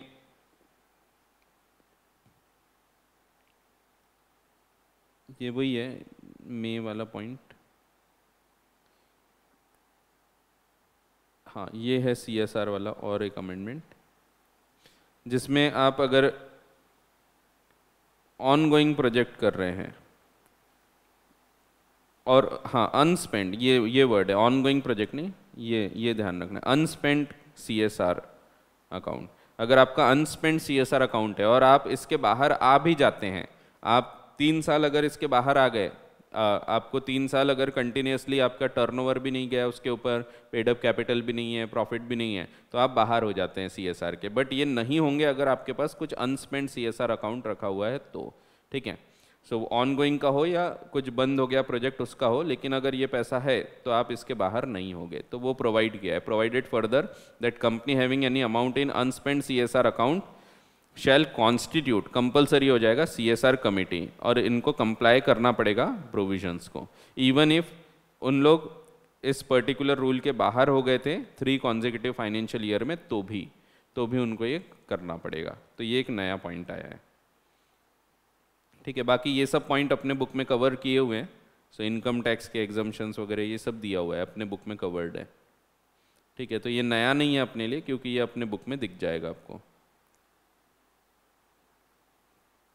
ये खर्चे का है, जब आप ये भी बुक में दिखेगा वैसे। So a company undertaking impact assessment में बुक एक्सपेंडिचर टुवर्ड्स CSR। तो इम्पैक्ट असेसमेंट यानी जैसे हमने पिछले साल जो CSR किया उसका क्या इम्पैक्ट पड़ा, क्या वो सही में इफेक्टिव रहा या नहीं रहा, इसका हम असेसमेंट कर रहे हैं। इसका खर्चा होता है, तो इसका खर्चा जो है ये भी हम CSR एक्टिविटी में इंक्लूड कर सकते थे। तो इसका लिमिट चेंज हो गई है, पहले यहाँ पे 5% था, अब बोल दिया 2% तक के ही आप क्लेम कर सकते हैं। और पहले लिखा था विच एवर इज हायर 2% और 50 lakh, whichever is higher, तो विच एवर इज लेस था, विच एवर इज हायर हो गया। सो जो भी ज़्यादा होगा तो 50 लाख और 2%, विच एवर इज हायर। तो अभी न्यू कानून क्या हो जाएगा, सो 2% और 50 lakhs, whichever is higher. ठीक है, पहले क्या लिखा था, पहले ओल्ड लॉ था 5% और 50 lakhs, whichever is lower. तो ये हट गया और ये ला लिया।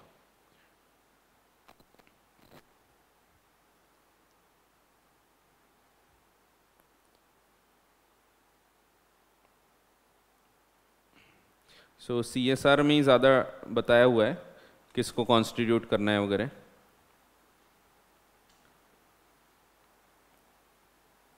बाकी अब इस पे बहुत डीप में तो नहीं जा सकते क्योंकि बहुत ही बड़ा टॉपिक है।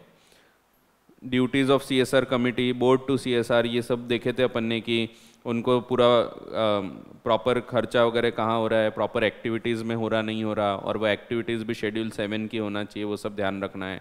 एटलीस्ट 2% ऑफ द प्रॉफिट आपका खर्चा होना चाहिए of the immediately 3 preceding financial year. 3 साल का प्रॉफिट निकालोगे, इसका 2% आप एवरेज करके निकाल लोगे। एवरेज, प्रॉपर एवरेज करके, एवरेज नेट प्रॉफिट। तो तीनों जो भी होगा, समझो 10 है, 15 है, 20 है, तो 15 करो डिवाइड बाय 3 और इसका 2%। ठीक है, तो 15 ही आएगा एवरेज, 15 × 2%, तो उतना आप खर्चा करोगे। सो 3 फाइनेंशियल ईयर का एवरेज। फिर अगर आपने ज़्यादा खर्चा किया है तो आगे चला जाता है, पहले एक्सेस नहीं जाता था आगे, बट अब एक्सेस जो अमाउंट है ये सक्सीडिंग ईयर्स में आप ले जा सकते हैं। तो ये भी एक इम्पॉर्टेंट पॉइंट है जिस पे क्वेश्चन आ सकता है। फिर नेट प्रॉफिट का कैलकुलेशन वही है, 198 के हिसाब से हो जाएगा। बाकी शेड्यूल 7 की एक्टिविटी होना चाहिए, फिर एम्प्लॉयज़ के बेनिफिट के लिए नहीं होना चाहिए सीधा सीधा, वो सब चीज़ें बताई हुई है। ये जो मैंने बोला अपने बुक में ऑलरेडी है, आपको वो फिर से करने की ज़रूरत नहीं है।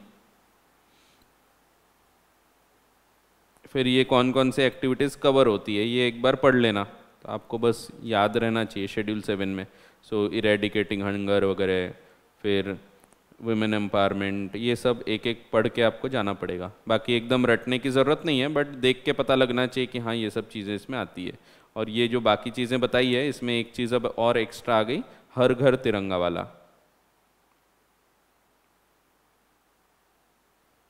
ये वाला एक एक्स्ट्रा इवेंट इसमें कवर हो जाएगा, बाकी सब चीज़ें तो ऑलरेडी थी ही। ठीक है, कोविड वगैरह के पॉइंट्स थे, ये सब ऑलरेडी। क्या? हाँ, ऐसा कुछ लिखा नहीं है तो हम मान लेंगे। वैसे जनरल रूल होता है कि अगर आपका वो बिजनेस है तो आप वो CSR नहीं बता सकते, बट यहाँ पे अलाउ किया है स्पेसिफिकली, तो अपन मान लेंगे। अब वैसा कुछ लिखा नहीं है तो मान लेंगे अपन।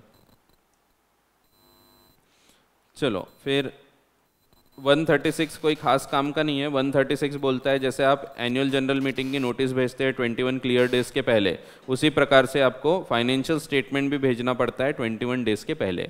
लेकिन आप 95% लोग अगर हाँ बोलते हैं तो शॉर्टर नोटिस भी भेज सकते हैं। उसी प्रकार से शॉर्टर नोटिस पे आप फाइनेंशियल स्टेटमेंट भी भेज सकते हैं अगर 95% मेंबर्स हाँ बोल देते हैं तो वैसे ही है। और सेक्शन 8 कंपनी में 21 डेज़ के बदले 14 डेज़ देखेंगे। बाकी ये पता है आपको सब्सिडरी के स्टेटमेंट को आप कंसोलिडेट करते हैं, फिर अगर वो दूसरे कोई लैंग्वेज में है तो उसको इंग्लिश में कन्वर्ट करना पड़ता है, तो ये भी पढ़े हो आपने। अच्छा आया था क्या? आएंगे। कॉन्ट्रवेंशन यहाँ पे याद रखने की ज़रूरत नहीं है।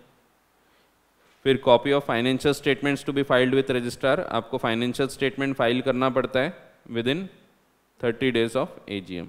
ठीक है, तो फाइनेंशियल स्टेटमेंट का 30 डेज़ है और एनुअल रिटर्न्स के लिए 60 डेज़ है आपको बताया हुआ। सो 60 डेज़ में बताना भूल गया वहाँ, बट वो ध्यान रखना। ये अपने बुक में ऑलरेडी लिखा हुआ है, ये चेंज हुआ है बट अपने बुक में ऑलरेडी ये चीज़ लिखी है। ये 2022 की जगह ये भी 2023 कर दिया है इन्होंने। एक मिनट, नहीं ये 2023 नहीं हुआ है, यहाँ पे मई हो गया है। वैसे वो काम का नहीं है, वो ध्यान भी नहीं रखे। कुछ कुछ अमेंडमेंट है जो अमेंडमेंट तो हैं बट काम के नहीं है।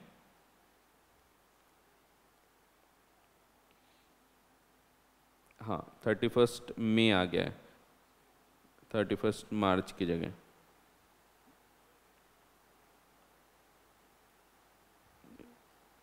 नहीं नहीं ये नहीं है, ये वाला है 31 मई मार्च की जगह। सो वैसे कोई खास काम का नहीं है, तो वो डेट जो एक्सटेंड हुई थी उसके बारे में बताया। फिर XBRL किसको फाइल करना है ये आपको याद रखना पड़ेगा, इस पे क्वेश्चन आ सकते हैं आपको। सो याद रखने वाली चीज़ें यहाँ बहुत आ जाती है अब अकाउंट्स ऑफ द कंपनी और ऑडिट एंड ऑडिटर्स वाले पार्ट में। फिर फाइनेंशियल स्टेटमेंट अडॉप्ट नहीं हुए तो भी आपको फाइलिंग कर देना है। फाइलिंग करने के बाद रजिस्ट्रार इसको प्रोविजनल लिख देगा और अगर बाद में अप्रूव हो जाते हैं तो उसके बाद अडॉप्ट हो जाते हैं तो उसके बाद वो अडॉप्टेड वाले फाइल कर देना है। AGM नहीं हुई तो भी आपको जिस दिन AGM हो जाना चाहिए था उस दिन तक के फाइल कर देना है। Internal audit, again internal audit की लिमिट आपको ध्यान रखना है। लिमिट के लिए आप ध्यान रख सकते हैं 25, 50, 100, 200 इस प्रकार से याद रख सकते हैं। और प्राइवेट कंपनी के केस में सिर्फ 100 और 200 की लिमिट लगती है।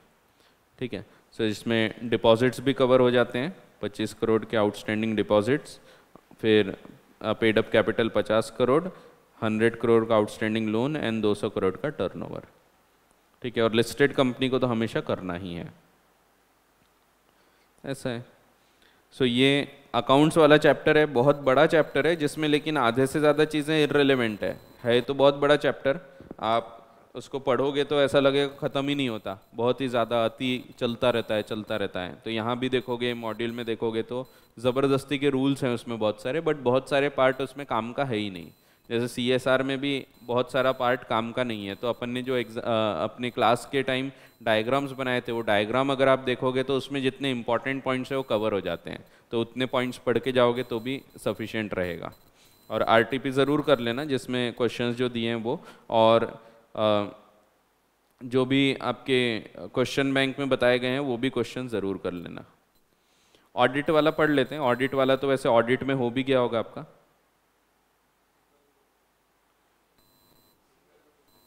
Single group. तो ऑडिट की क्लास तो कर ही लिए होंगे ना, लेकिन नहीं किए, चलो देख लेते हैं। सो ऑडिट में अब आगे के सेक्शन चालू होते हैं 39 से।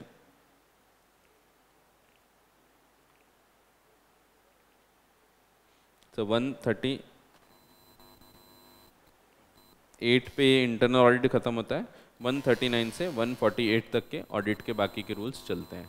ठीक है, जिसमें सबसे इम्पॉर्टेंट है 139 अपॉइंटमेंट ऑफ ऑडिटर कैसे होगा, 141 एलिजिबिलिटी क्वालिफिकेशन डिस्क्वालिफिकेशन, 140 पे भी पूछ सकते हैं कभी कभी। रेम्यूनरेशन कोई खास काम का नहीं है। Powers and duties of auditors and accounting standard, ये आपको ऑडिट में आता है, यहाँ पे नहीं पूछा जाता। इसमें बताया है कि ऑडिटर ने क्या इंक्वायरी करना चाहिए, फिर कौन सी चीज़ के बारे में रिपोर्ट लिखना चाहिए। बहुत बड़ा सेक्शन है, बट यहाँ पे इतना नहीं पूछा जाता, ऑडिट में ज़्यादा पूछते हैं। फिर फिर भी याद रखना चाहिए यह, क्योंकि आपको कहीं ना कहीं तो लगेगा ही वो। फिर ऑडिटर क्या क्या सर्विसेज नहीं देगा ये भी काम का है। ऑडिटर शुड साइन, कोई काम का नहीं। अटेंड जनरल मीटिंग काम का नहीं। पनिशमेंट फॉर कॉन्ट्रवेंशन हाँ ये काम का है पनिशमेंट, 8 गुना तक पेनल्टी लग सकती है। एंड कॉस्ट ऑडिट कोई काम का नहीं है। ठीक है, तो अपन एग्ज़ाम के हिसाब से पढ़ रहे हैं पूरा। मैं मेन बैच में तो पूरा पढ़ाता हूँ, बट एग्ज़ाम के हिसाब से मैं बता रहा हूँ ये काम का ये नहीं है। तो आपको उतना ध्यान रखना है, जितने इम्पोर्टेंट है उतने अच्छे से करके जाना। हाँ, अब उसमें मिटा दिया मैंने बहुत सारा, वैसे शुरू का पूरा मिटा दिया।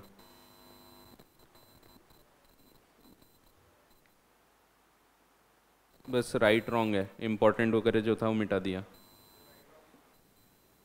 क्योंकि मैंने ये फिर दूसरी बैच में भी यूज़ किया यही पीडीएफ, तो इसीलिए चेंज हो गया।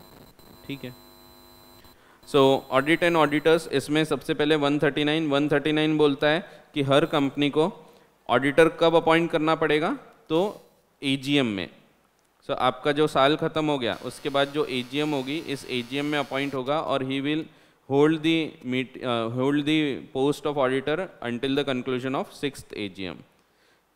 सो फर्स्ट एजीएम से 6th एजीएम तक के। ठीक है, फर्स्ट ऑडिटर कहाँ अपॉइंट होता है, तो फर्स्ट ऑडिटर एजीएम में अपॉइंट नहीं होता, it is appointed by the board of directors. लेकिन बाकी के जो ऑडिटर्स हैं ये सब एजीएम में अपॉइंट होंगे और इनका कार्यकाल होता है 5 साल का। तो ये लिखा है कि जब ऑडिटर अपॉइंट किया जाएगा तो फर्स्ट एजीएम में अपॉइंट होगा and he will hold office till the conclusion of 6th AGM. तो इंपॉर्टेंट है, ध्यान रखना है। फिर अगर ऑडिट कमेटी रिक्वायर्ड है तो फिर आपको ऑडिट कमेटी रिकमेंड करके देगी ऑडिटर कौन चाहिए। अगर नहीं है रिक्वायर्ड तो बोर्ड ऑफ डायरेक्टर्स खुद ये कर लेंगे। कहाँ ऑडिट कमेटी रिक्वायर्ड होती है ये भी ध्यान रखना है आपको, क्वेश्चन पूछा जा सकता है, सिर्फ पब्लिक कंपनीज में ही ये लगती है। ठीक है, फिर सर्टिफिकेट देना पड़ता है एक ऑडिटर को कि मैं, अगर मुझे आप अपॉइंट करोगे तो मैं डिस्क्वालीफाइड नहीं रहूँगा, आई एम नॉट डिस्क्वालीफाइड, मेरी लिमिट्स जो है वो लिमिट्स ख़त्म नहीं होगी। लिमिट्स जो रहती है मैक्सिमम 20 ऑडिट्स की लिमिट होगी, बड़े ऑडिट्स, तो वो मेरी ख़त्म नहीं हुई है। मेरा टर्म एक्सपायर नहीं हुआ है, तो जो टर्म ऑफ ऑडिटर होता है, so term of 5 year for 1 individual auditor and 2 terms of 5 years 5 consecutive year for a firm, and उसके अगेंस्ट कोई प्रोसीडिंग्स वगैरह अगर है तो वो चीज़ उसको डिस्क्लोज करना पड़ता है। तो ये सर्टिफिकेट के कंटेंट भी कभी कभी पूछे जाते हैं। फिर एनएफआरए ये काम का नहीं है अपने लिए, वही है एनएफआरए रूल्स में भी सेम बताया हुआ है, बट काम का नहीं है फिलहाल। टर्म ऑफ ऑडिटर काम का है। टर्म ऑफ ऑडिटर अगर कोई लिस्टेड कंपनी है या company belonging to such class of company as may be prescribed, वो प्रिस्क्राइब किया है अनलिस्टेड पब्लिक कंपनी जिसका 10 करोड़ का कैपिटल है, प्राइवेट कंपनी 50 करोड़ या उसके ऊपर का कैपिटल, या फिर all the companies below the threshold but जिनकी बोरोइंग 50 करोड़ या उसके ऊपर है वो। तो इन लोगों को कंपलसरी हो जाएगा रोटेशन देना। तो टर्म ऑफ ऑडिटर में रोटेशन देना पड़ेगा। रोटेशन में ऐसा होता है कि फर्स्ट ऑडिटर जो है पहली बार 5 साल के लिए अपॉइंट होगा, फिर इसके बाद 5 साल को उसको कूलिंग पीरियड रहेगा। तो कूलिंग में वो फिर से ऑडिटर नहीं बन सकता।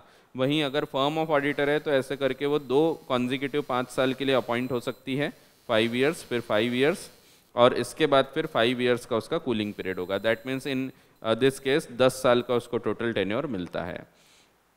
फिर ये जो टेन्योर है, ये टेन्योर कब अप्लाई नहीं होगा, कब से अप्लाई होना चालू होगा, तो ये यहाँ बताया एक चार्ट के थ्रू, जिसमें हमने देखा था कि अगर कोई व्यक्ति 5 साल से ऑडिटर है तो भी 3 साल तक ये रूल अप्लाई नहीं होगा। दैट मीन्स एडिशनली 3 साल और उसको अपॉइंट कर सकते हैं, इन ऑल 8 ईयर्स तक वो ऑडिटर बन सकता है। कोई पहले 4 साल से ऑडिटर था तो भी और 3 साल उसको अपॉइंट कर सकते हैं, तो 7 ईयर्स तक हो सकता है। कोई 3 साल से था तो और 3 साल, दैट मीन्स 6 ईयर।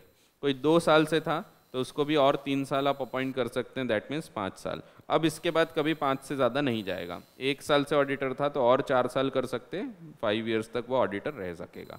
ठीक है, फिर कभी पहले नहीं था तो 5 साल आप अपॉइंट कर सकते हैं, दैट मीन्स 5 ईयर्स उसका मैक्सिमम ऑडिटर का पीरियड रहेगा।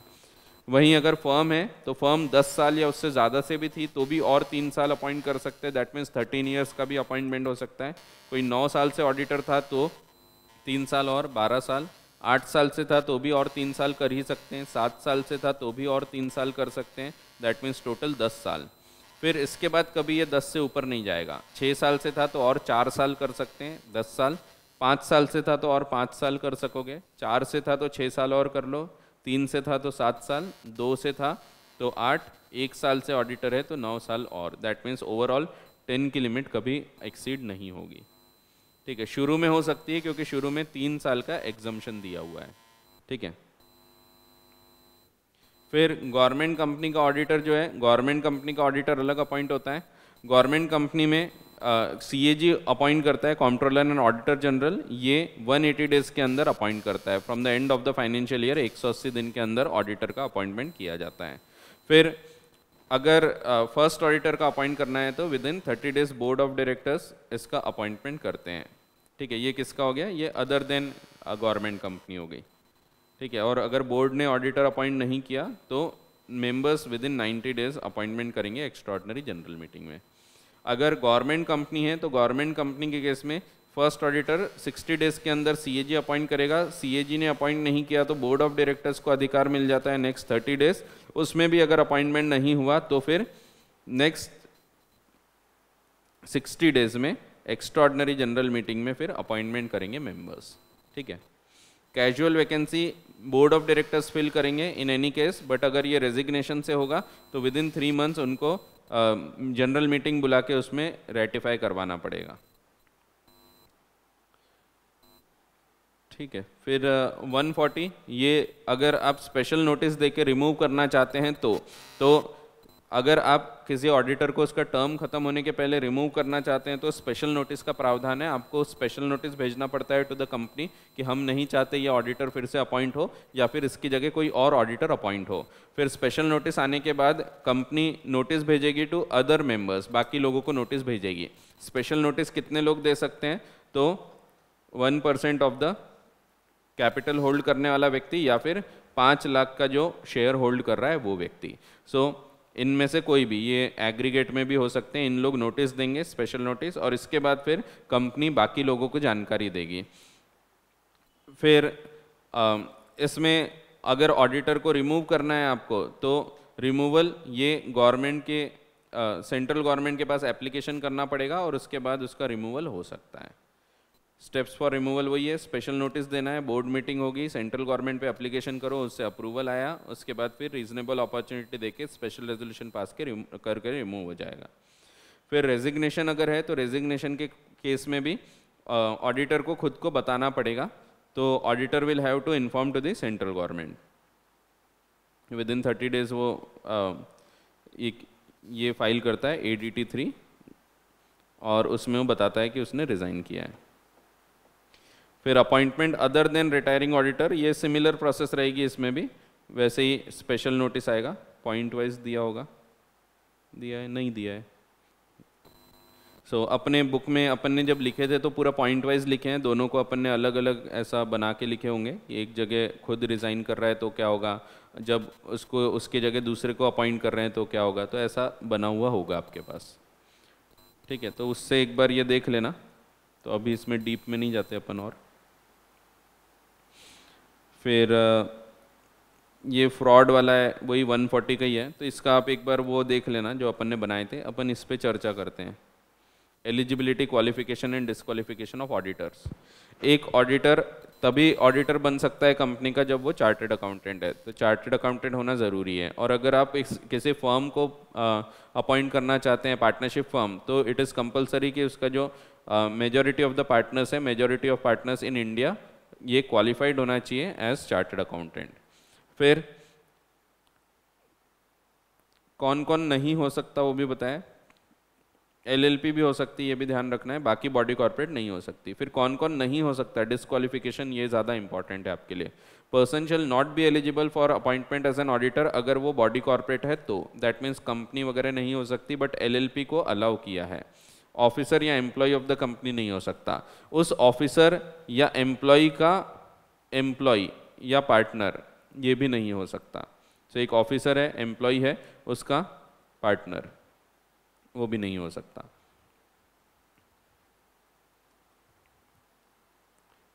फिर से हैंग हो गया, कुछ तो भी हो रहा है आज।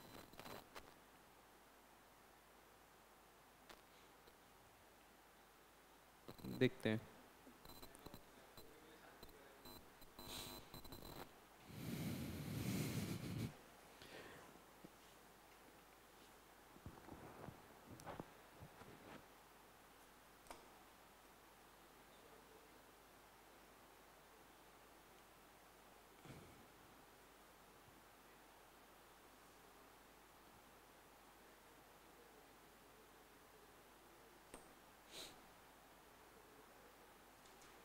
एक सेकेंड, बंदी हो गया है।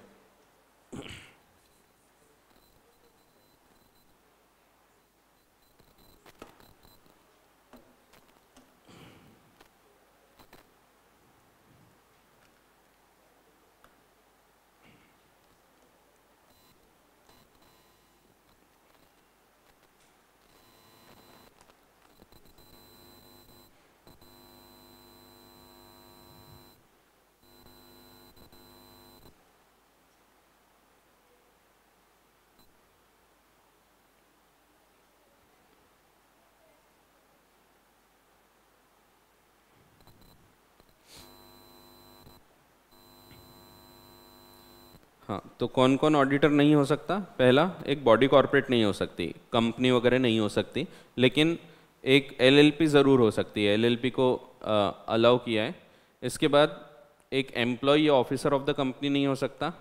फिर एक एम्प्लॉय या ऑफिसर का पार्टनर या उसका एम्प्लॉय भी नहीं हो सकता। तो एक व्यक्ति है, वो मेरा एम्प्लॉय है, उसका एम्प्लॉय या उसका पार्टनर, मैं कंपनी हूँ तो मेरा एम्प्लॉय या मेरा पार्टनर, सॉरी, मेरे एम्प्लॉय का एम्प्लॉय या पार्टनर, तो a person who is a partner और who is in employment of the officer और एम्प्लॉय, तो इनका पार्टनर या इसका एम्प्लॉय ये भी नहीं हो सकता। तो इसका भी डायग्राम बने हैं पूरे आपके पास, तो आप वो डायग्राम से भी देख सकते हैं। अभी क्योंकि अपने पास टाइम कम है तो अपन डायरेक्टली ऐसे ही देख रहे हैं। फिर अगला है पर्सन हु इज, और पर्सन हु यानी ऑडिटर खुद, उसका रिलेटिव या उसका पार्टनर जो कोई सिक्योरिटी होल्ड कर रहा है या इंटरेस्ट होल्ड कर रहा है इन द कंपनी और इट्स सब्सिडरी और इट्स होल्डिंग और इट्स एसोसिएट कंपनी और होल्डिंग और subsidiary of such holding company. लेकिन रिलेटिव ये सिक्योरिटीज होल्ड कर सकता है of value not exceeding 1000 rupees. फिर आगे रूल्स में ये बता दिया है कि value not exceeding 1 lakh rupees, 1 lakh रुपए तक की सिक्योरिटीज वो होल्ड कर सकता है, सिर्फ रिलेटिव। बाकी पार्टनर नहीं कर सकता और वो खुद नहीं कर सकता, रिलेटिव होल्ड कर सकता है। रिलेटिव अगर होल्ड कर रहा है और डिस्क्वालिफिकेशन अट्रैक्ट हो गया तो भी आपके पास टाइम होता है, आप डिस्क्वालिफिकेशन से बच सकते हैं अगर आप उसको 60 दिन के अंदर ठीक कर लेते हैं। तो ये भी दिया है कहीं तो भी,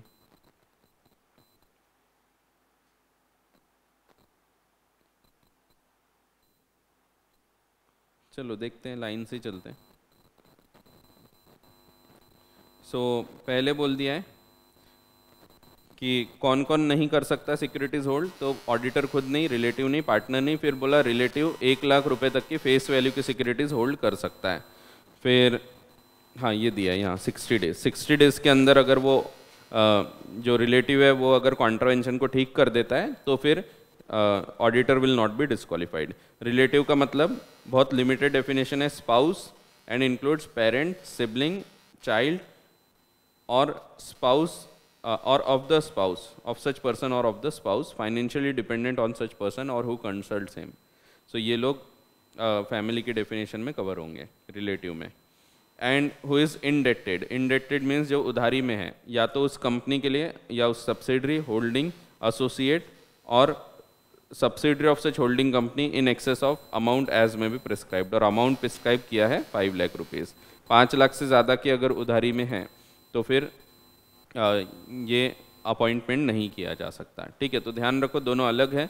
यहाँ पे सिक्योरिटी का पॉइंट है, सिक्योरिटी यानी शेयर्स, डिबेंचर्स, ये सब चीज़ें। यहाँ सिर्फ शेयर्स नहीं, कोई भी सिक्योरिटी बोला है क्योंकि सिक्योरिटी वर्ड यूज़ किया है। और यहाँ पे इंडेटेड, दैट मीन्स उसने लोन लेके आया है। सो लोन वगैरह लिया है, दैट मीन्स वो इंडिपेंडेंट नहीं रहेगा। तो इंडिपेंडेंस के ऊपर ये पूरे पॉइंट्स डिपेंड करते हैं। फिर अगर उसने गारंटी दिया है तो, so guarantee, he has given guarantee और provided in security in connection with his indebtedness, तो गारंटी भी दिया है तो भी नहीं, तो गारंटी में भी अगेन 1 लाख का अमाउंट दिया हुआ है।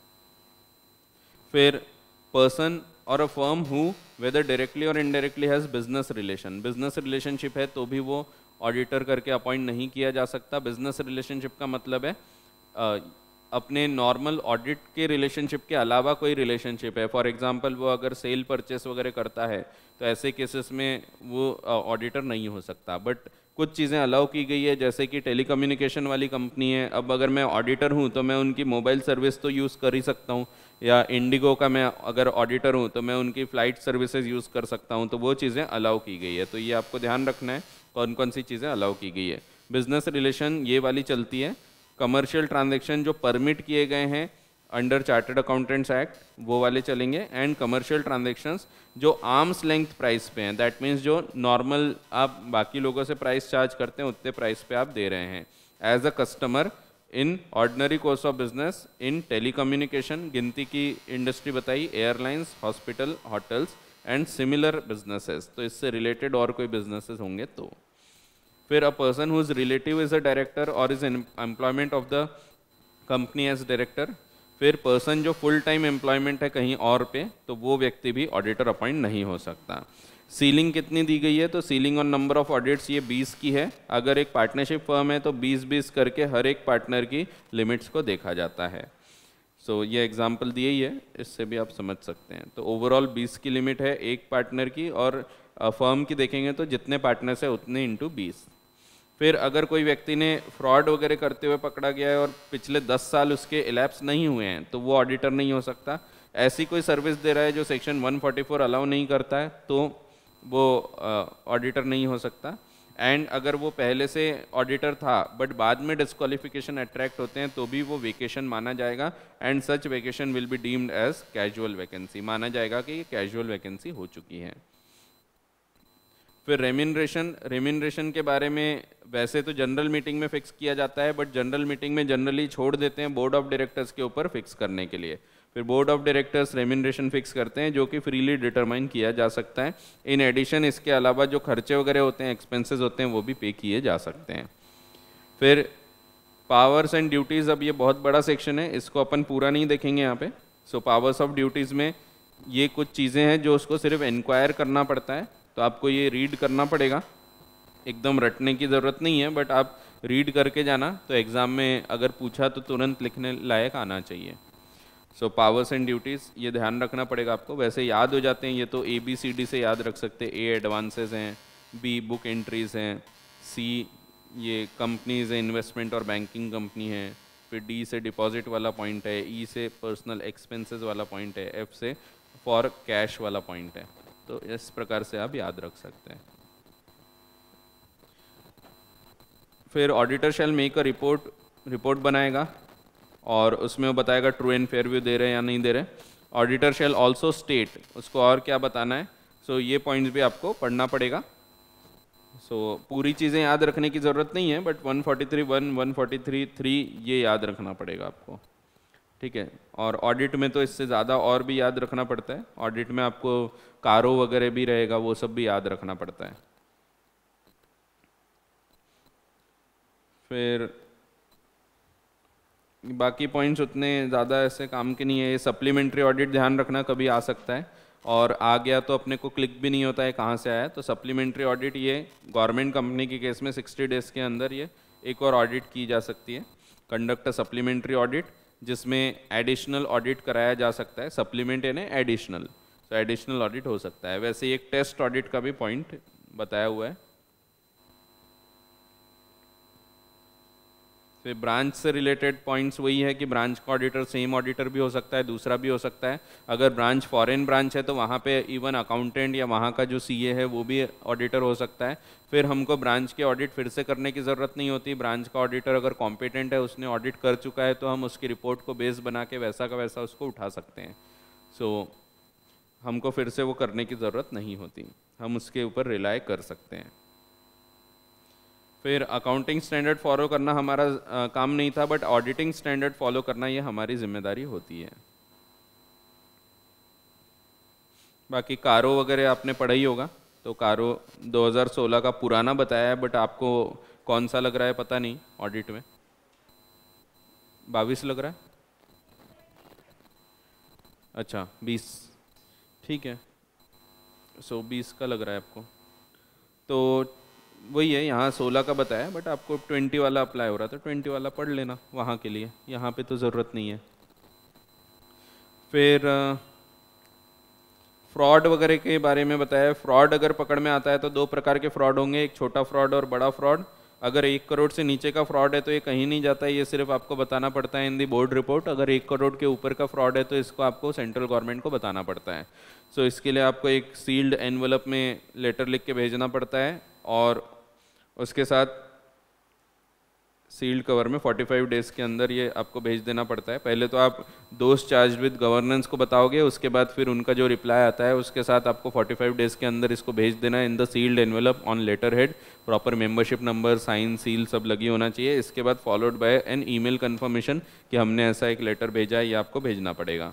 इसके बाद पूरी डिटेल रहेगी, nature of fraud, approximate amount, parties involve, और ये इन्फॉर्म कर दिया सेंट्रल गवर्नमेंट को तो हमारी जिम्मेदारी ख़त्म हो जाती है और कहीं हमको अलग से रिपोर्ट करने की ज़रूरत नहीं होती। सेंट्रल गवर्नमेंट को बताओ, अपनी रिपोर्ट में लिखो, दैट विल बी सफिशिएंट।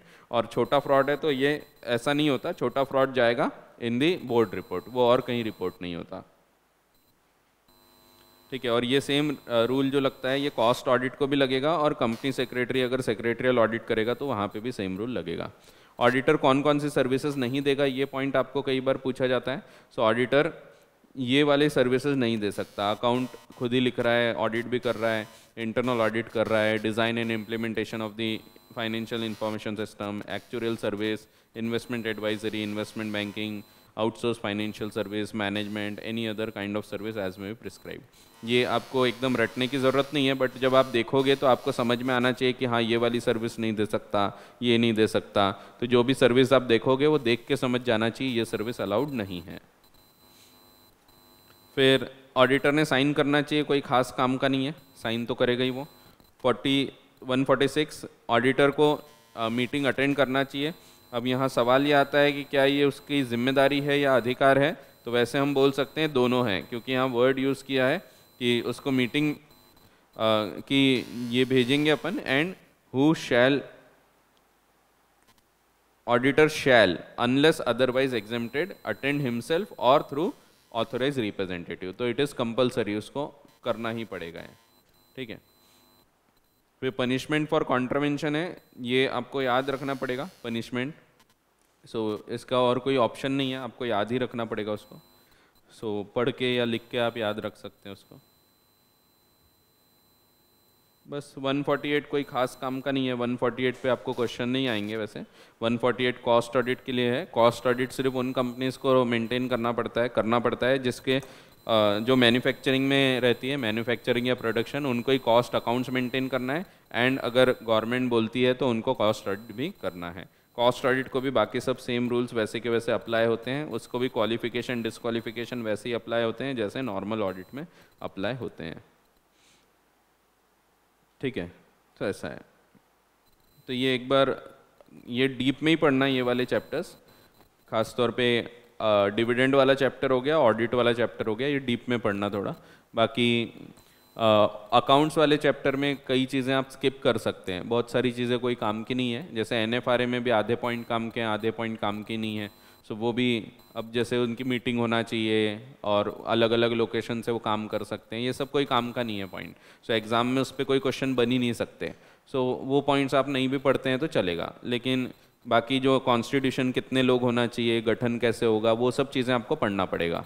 तो सेंट्रल गवर्नमेंट चाहे तो NFRA का निर्माण कर सकती है, एक चेयरमैन होगा, 15 एम्प्लॉयज़ होंगे, तो ये सब चीज़ें आपको याद रखना पड़ेगा। सो आखिरी के 2-3 चैप्टर में ज़्यादा हो जाता है याद रखने का, बाकी शुरुआत के चैप्टर्स में तो याद रखने वाली बात ही नहीं आती। आपको चैप्टर नंबर 11 तक तो सब चीज़ कॉन्सेप्ट बेस्ड ही है। 12th और 13th और 14th ये 3 चैप्टर में थोड़ा याद रखने वाले पार्ट आते हैं। सो उतना याद रखना पड़ेगा आपको। ठीक है, अब कोई डाउट वगैरह होंगे आपको तो पूछ लो।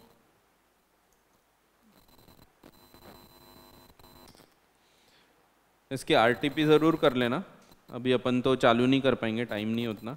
RTP में MCQs वगैरह भी हैं और छोटे छोटे पॉइंट पे MCQ आते हैं आजकल।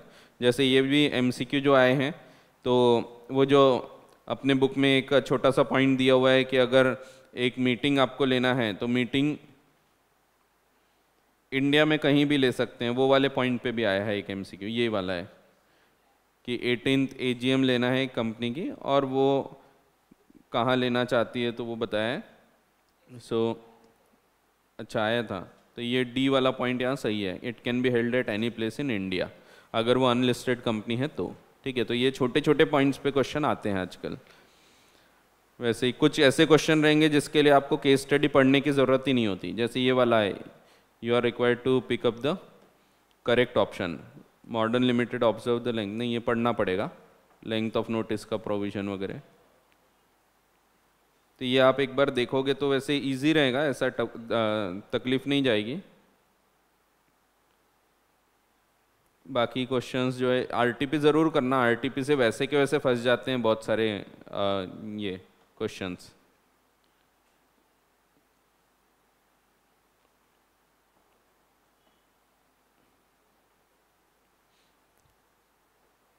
ऐसे बहुत ऐसे डिफ़िकल्ट तो नहीं दिख रहा है कोई क्वेश्चन, सब सिंपल ही है,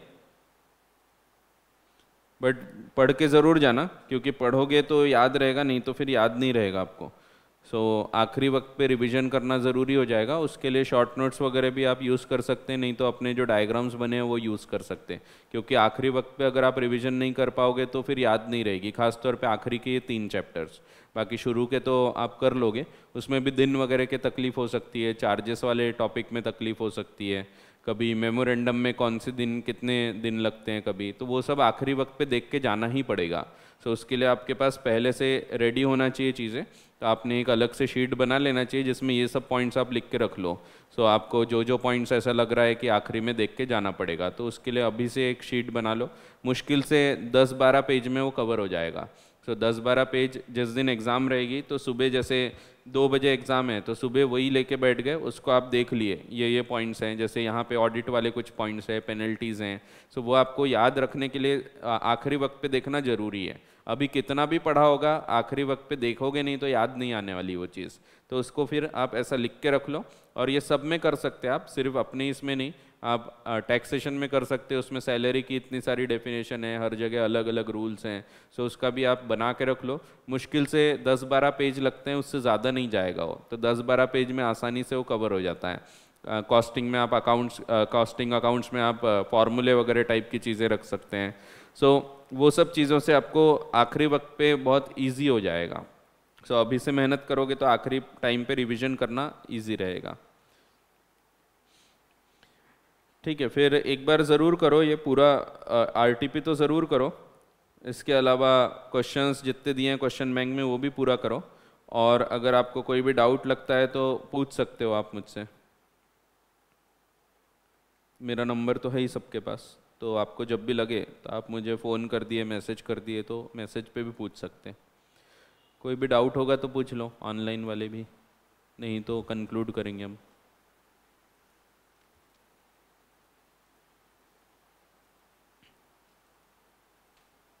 आज थोड़ी मेरी तबीयत ठीक नहीं लग रही, इसीलिए थोड़ा डल डल पड़ा है आज मैंने, आज हाथ पैर दर्द हो रहे।